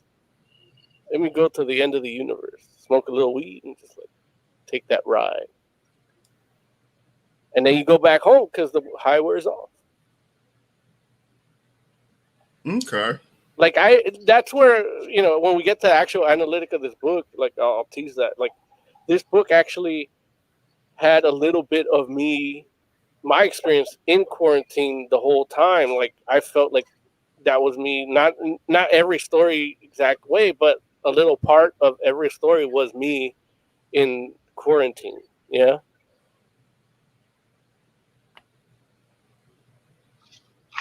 Cool. Well, what I will say is this: is I feel like at this point, like Jay, why don't you tell us what you thought of this, and then we'll follow that up with Moses. I liked it. Overall, it was really fun. Like, yeah, good, creepy, funny, kind of runs the gambit. I like it. That's fair. And wait, Oz, did you read this joint? What do you think? Oh, okay, got it. Mo, what did you think of the quarantine special? Well, How dare you, you son of a bitch? well, did you or didn't you? Well, I didn't, but I don't like that he assumed that I didn't. Yeah, well, look, it sucks when they assume something based on, you know, what they think you are, huh? I don't know what you're talking about. Yeah, tell that to the police. Anywho, yeah, I really enjoyed it. Like, it actually, like I was telling Emily earlier, where it's almost like a historical record of what it's like to be in quarantine. Like, you can find this on the wall, and it'd be the hieroglyphs that'll tell us what life was like in a little bit. Like, you know, the story with the little girl just drawing on the window what she sees and adds to what she sees about the outside world. And that one was really good. The Shakespeare one was pretty good. I enjoyed that one. You know, they're all really short, so they don't have time to really like go off the rails or anything, but they express a good idea. The art is good all around. And then the Animal Crossing one was really, really dark, and I liked it. Yeah, that one was funny. Yeah. And then the other one I liked was the guy not taking his meds. That was good. And there was one of the later ones that I particularly enjoyed too, but I can't remember what it was about right now. The one with the model train? Oh yeah, that one. When the guy dies and he's like his afterlife is that little model town and train that he was doing, and then he fights he doesn't fight. He runs from a giant cockroach, which is not giant. It's just that's where he reincarnated. It was in that little town he put more energy to than his family. So Jay, what would you rate Ice Cream Man Presents Quarantine Special Comics #1? I would give it a 4.5 out of 5. Fair. Like, there were a couple of stories that I could take or leave, but overall, it was just amazing. Okay. Moses, what would you rate Quarantine Comics or Ice Cream Man Presents Quarantine Comics Special #1? I would do, a good 4.5, maybe even 5. I mean, the art was on point all the way. One thing I didn't particularly like about it was that I couldn't tell who wrote what. Like, they tell what it is, but it doesn't tell you. Now, maybe I missed it. I don't know. But it's just, I know Al Ewing was in it and Declan Shelby. And it's like, they're people that I want to see what they contributed to this particular. Like, if I see that name, I'm like, I'm going to buy this. Particularly after we just reviewed an Al Ewing book on Boom. Was it that We Only Find Them When We're Dead last week? And then we previously have done his X-Men book. So it's like, now it's like if I would have found that at the shop and they had Al Ewing's book in it, like, I gotta see which one this is, Right. But it could be a detail that I missed. I did buy it digitally, as I'm sure Joe did as well, and I love that. I love that because I didn't go to the shop, and I was able to still get it. Plus, I'm not sure they have it at the shop. Oh, they have it. Like that's what I got. Not like I literally, huh? Do they have kids at the shop? I mean, I'm sure there are kids there at some point, but what are you saying? The book. Oh, kids. Yeah. No. We're talking about this book, I thought. Yeah, I'm just asking if they had it. I don't know. It feels like I get more access to books in my virtual comic shop than I do at my physical comic shop. I mean, they put their shelf space to all the popular stuff, and like all my good indie books kind of tend to not show up there. I mean, Jay, if what you're saying is it's easier to get like independent, like lower print books digitally than physically, you're right. However, it's like when a person like from a physical shop buys a book like this and you have to like stock it on your shelf, that's a different level of commitment than it is if you're just like, well, we'll carry it in our digital store. Right. Like they're committed to the books, but they don't commit to the ones I read. Well, you can say that. However, like I'm showing you the physical copy in my hand here. Like this is what I bought at Jeffrey's. Yeah, I mean, having some of the books I read is great, but I need all the books I read. Well, but Jay, I guess what I'm saying to you is wanting all the books you read is great. And I'm not mad at you for wanting that. But understanding the ideal of when I decide to order a book that's Ice Cream Man, like Ice Cream Man Presents Quarantine Special #1, that's a whole different thing than like presenting it on your e-store digitally. Like someone had to pay for this comic to end up in a store. Right. Digitally speaking, that's not the case. Right. So you can't hold those two people to the same standard. Well, I can. Well, you could, but you'd be highly like, you'd be like, that's highly unreasonable. What I know is that my digital comic store has most of the stuff that I want. Right. Well, yeah, because it's easier for them. Right. Right. And easier for us too. So yeah. And Down he's the independent comic maker to get his book out there. It's just easier all around. Like, I mean, and you know, brick and mortar stores, they don't have the shelf space to have all these indie books that may or may not get bought. Right. And it's just easier for them to sell what's popular. And that's cool. if they do, they buy like 2 of them and then they sell out because when they're good, it's like by the time you get to it, somebody else figured out it's good too. Yeah. I guess I don't know. I'm just like to hold a physical store to the same standard as a digital one seems like it feels unfair. Uh-oh.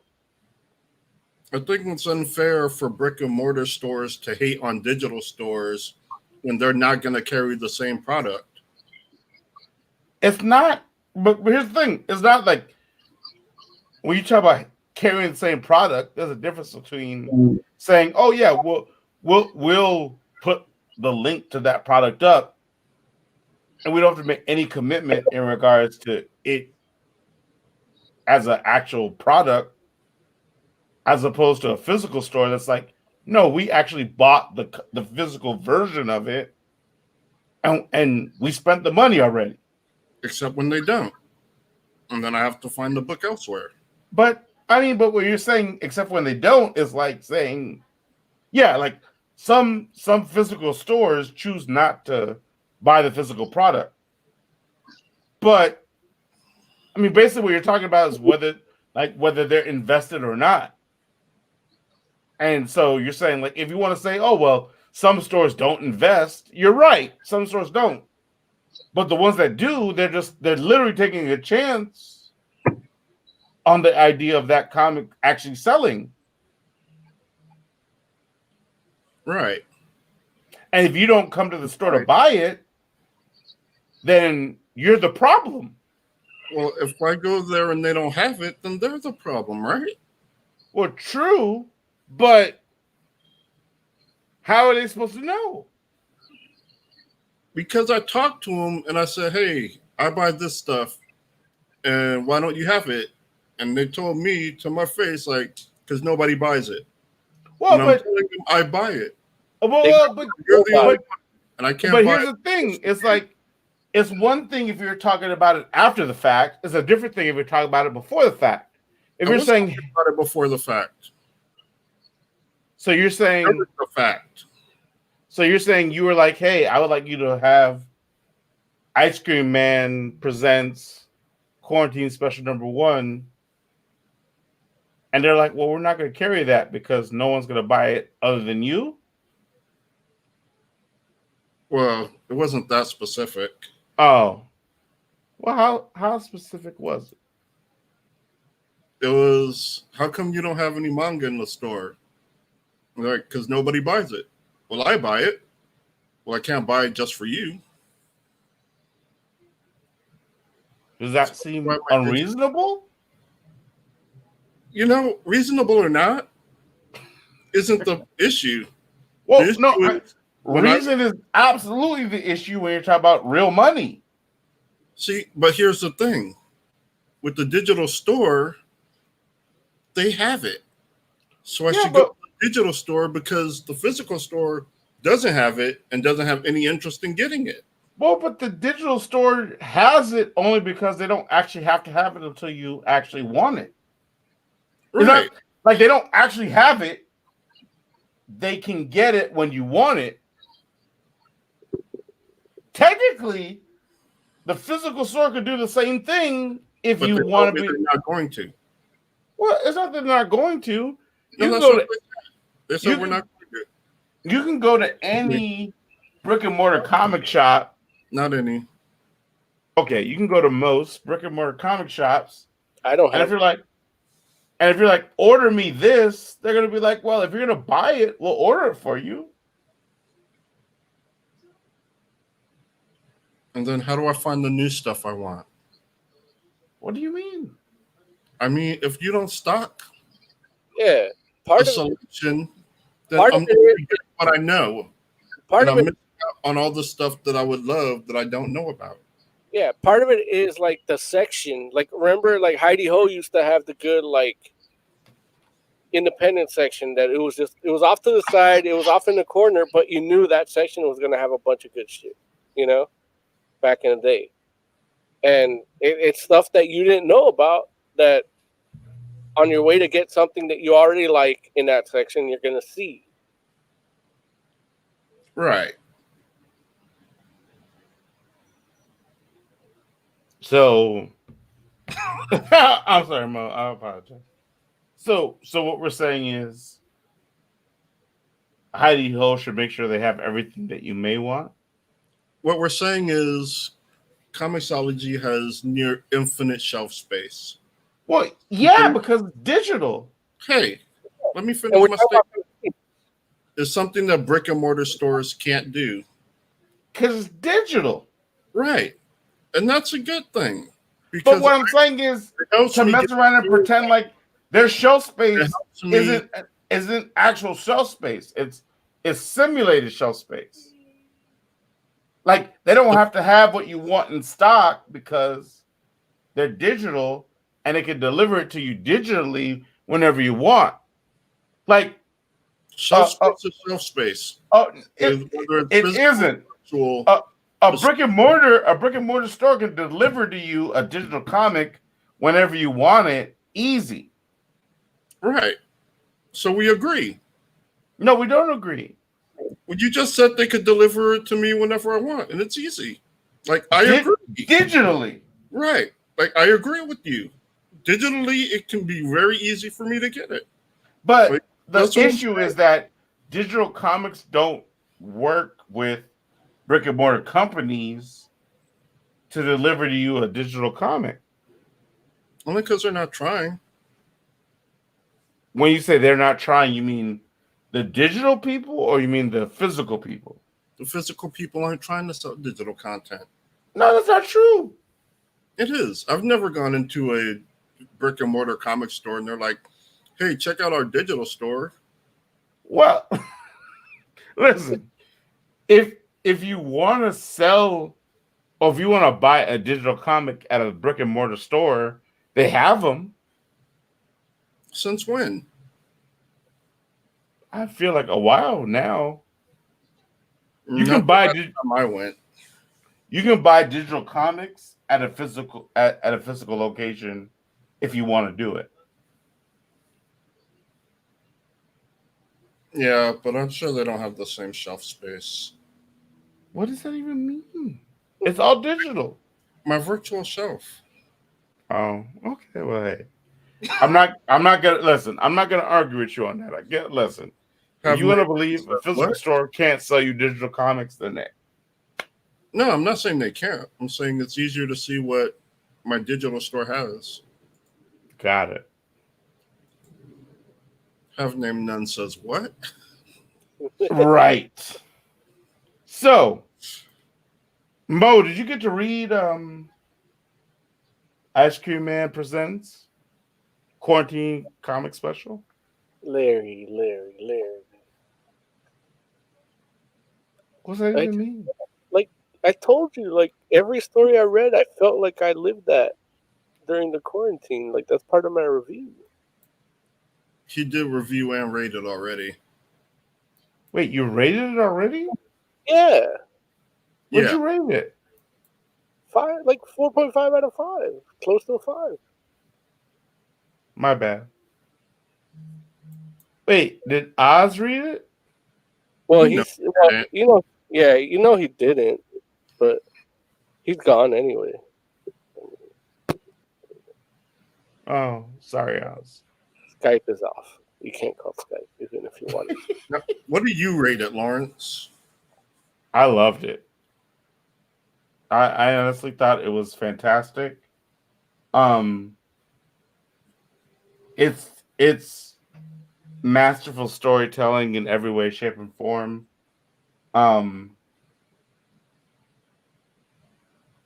Yeah, I would give it.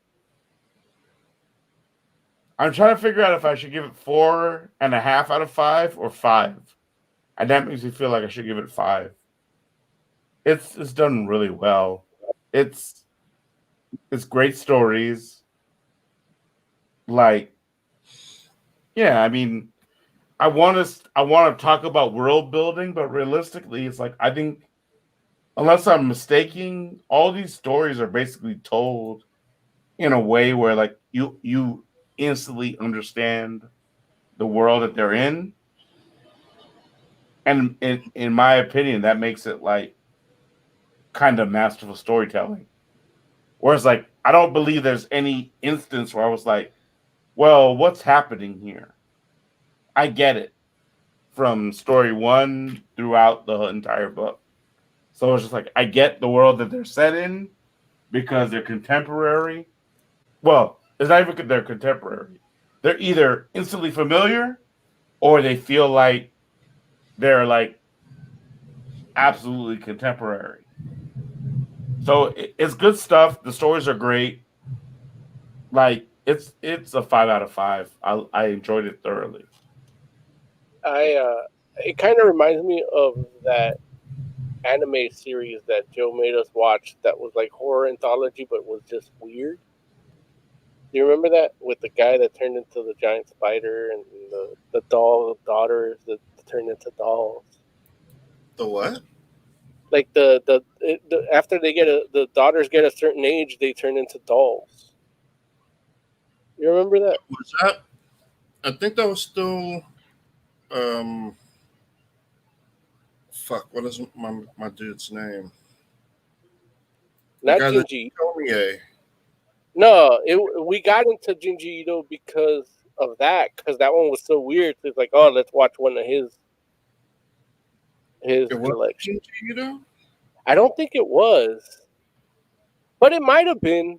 It was just weird, and that anthology and this one kind of like feel similar in a sense. Like Yeah. after reading this, I can No, appreciate that one. Ito. I'm pretty sure It that was? was Ito. Okay. The only two horror anthologies of note that I can think of off the top of my head was the Junji Ito collection and Kowaban.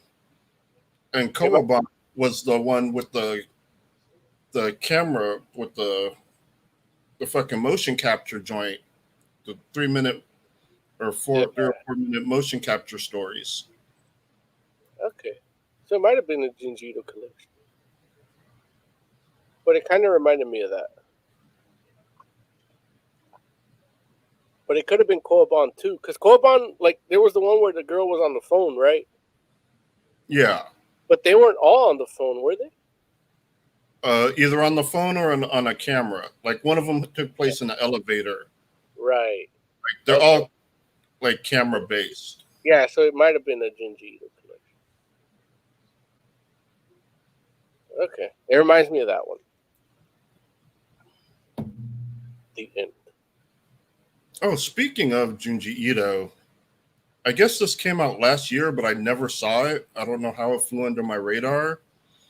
But there's a trailer for Uzumaki. And it's coming out, I think, next year. which that's the Junji Ito story, Spirals. It's an anthology all revolving around spirals. And this thing looks gorgeous. Like, I don't know if they're going to keep it in black and white, but the black and white art animated like that, it just looks amazing. Like, I don't know if you guys have seen this trailer, but you should definitely look for it. I'll watch it when Larry explains it wrong. Sounds fair. All right. So, go ahead, Mo. We're done, right? Is that for today? I think so. I mean, it sounds like we all liked it, right?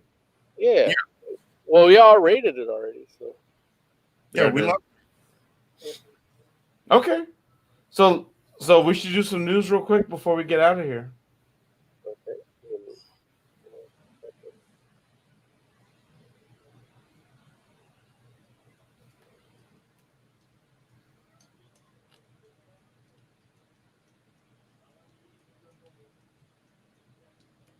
I think Mo's gonna play the music.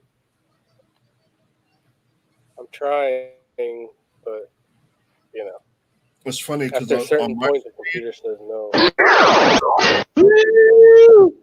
Comic book news. We should have a comic book like her. Well, not like that, but like feels right. So big news out of DC fandom. The new season of Young Justice was announced. The end. Okay. Yeah, I forget the actual story. When, Jay? When is the new season? Next year. When? They didn't say when. On what platform? They didn't say the platform. Oh, they did say it's coming out. It's coming out next year. They didn't give too many details, but they did say that Megan and Superboy have left to do their own thing. Oh, there you go, folks. DC. Wait, this is this is Young Justice or Titan? Young Justice. No one knows anything about Titans. Or I don't. I don't care. Dude, I haven't even finished the second season of Titans yet. Like, I just got so much going on that I can't even bring myself to watch it. Also, because I don't expect it to be that good. But you should, because we're not going to have it in like 2 months. What do you mean we're not going to have it? Because I didn't renew the subscription for DC Universe. Oh, I bought it because it was on sale. I'm like super cheap. Oh, DC Universe? No, the season. No, Titans. Oh. Also, I I think don't know. it's on HBO Max now. Yeah, Right. but I have for the animation. Another criticism of HBO Max from me. It's like you can't find what you're looking for. I was looking for the third day and I couldn't find anything. Yeah, they've got a little bit of work to do. Like, I don't think anyone's saying otherwise. But yeah. Also, speaking of next year, you're lucky, Lawrence, because you get Harvest Moon One World next year. Why does that make me lucky? Dude. Oh, because it's on the Switch. It's like you get to play it. You get to own it. I don't play Harvest Moon. Well, you should. I don't agree. Why? At the very least, you have access to it. Oh yeah, but PS4 owner. Well, technically, I guess I don't even have access to my PS4 right now. But me as an Xbox One owner, I don't get to play it. because but Xbox One hates fun. I don't what? Dude, all the cool niche Japanese titles, like Xbox One is like, fuck that. And I'm like, Listen, dude, I love that. And they're like, no. And they're like, fuck you, you play PSO2 online. I'm like, I don't want to play that. It's dumb. like Play it anyway. All your friends are on it. I'm like, I don't Xbox have friends. Xbox One actually allows for crossplay. PlayStation Not won't do that. Switch. Yeah, definitely the Switch. So we could play PSO1 online, PSO2 online together. I don't know if that's true. And someone's on fire. I kind of want this motherfucker to burn. So I'm just gonna chill. What I'm saying is, like, you can play like Rocket League, for instance, on Xbox and Switch together. PlayStation Online may not be the case. I don't know why that's the way it is. Look, the point is, we don't get Harvest Moon, But and we deserve it. And Xbox is like, no, you don't deserve it. And I'm like, fuck you, Xbox One. But at least it's quiet. Jesus Christ. When we were doing that Marvel shit, like, it reminded me of how loud that system is. Like, I thought it was broken at first, and now I just remember, oh yeah, it's always this fucking loud. Like, I hope they fix that with the PS5. The PlayStation or the Xbox? Huh? PlayStation. Which one's loud? PlayStation. Oh. The Xbox is quiet as fuck. Like, it doesn't make any noise. Yeah. My PlayStation is loud because, like, I was playing Ghost of Tsushima and you hear the wind in the remote, like, because the wind is instead of a trail, you got to follow the wind, and you hear it in the little speaker in the remote. And I was tripping out, like, what the fuck? It's kind of cool, but in other news, real quick, Ant-Man 3. Hold on, real quick. The release date for that is March 2nd.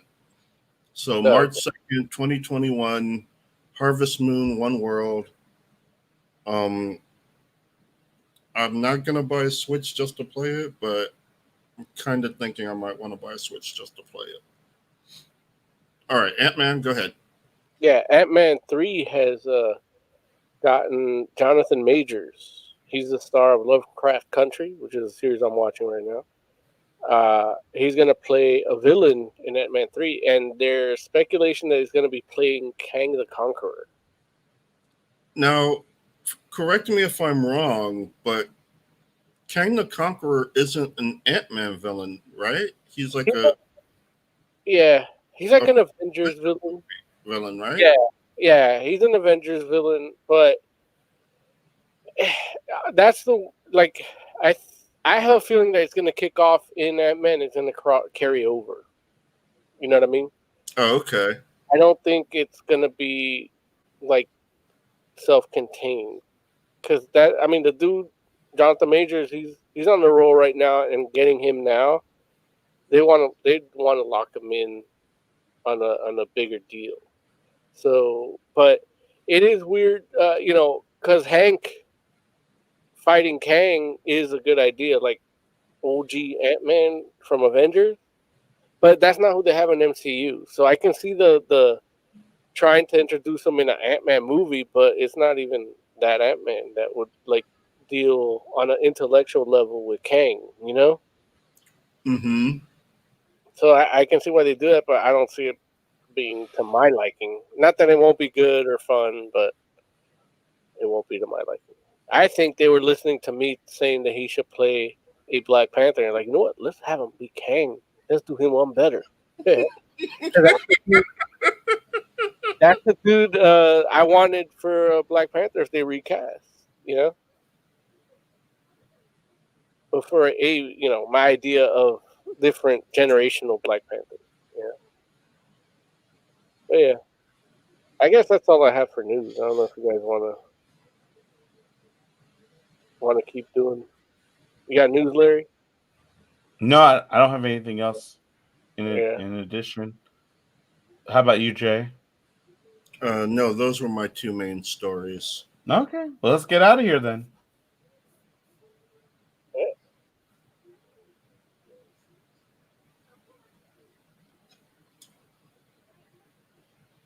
Hold on.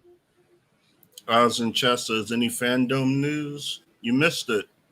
We talked about Young Justice coming out.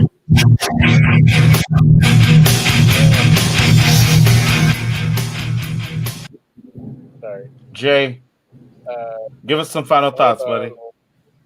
Oh. Hold on. Oh. Oh. Hold on. I'm sorry. You know what? No fucking wrap up. Oh. Thoughts. Yeah, final thoughts. Fuck.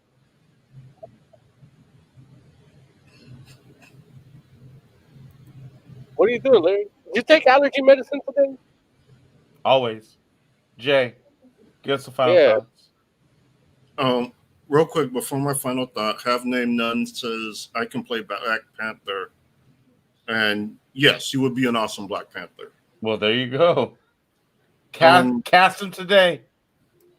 So my final thought is that sometimes you do something and it turns out well, and then you can't really repeat it.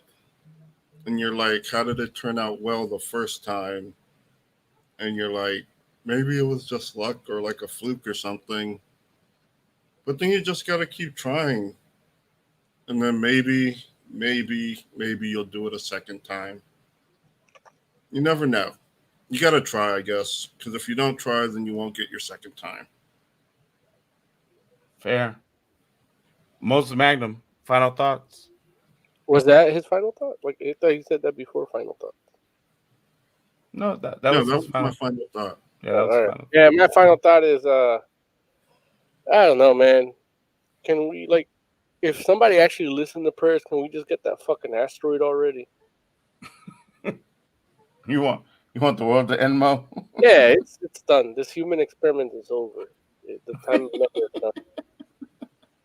Mo's like, been there, done that. End it. It's done. I'm sick of it. I hate everyone. I hate everything. And I want it all to end.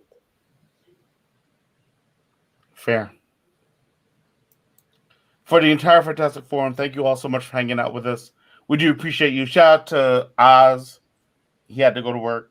But Oz, thank you for hanging out.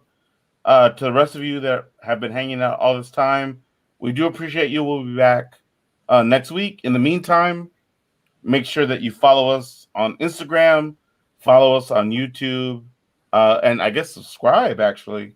If you haven't done that already, that would help us out a lot. So subscribe, like our videos. We appreciate you. This is a Fantastic Forum. We'll be back next week. Yeah. Until then, we'll catch you next time.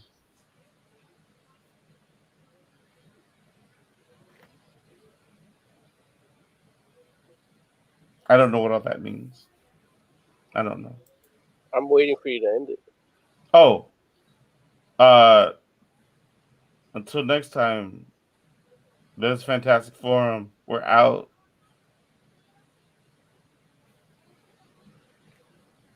Just end it already. What do you want me to do? Stop the stream. Oh. Kirby hand. Kirby hand. Kirby hand. Kirby hand.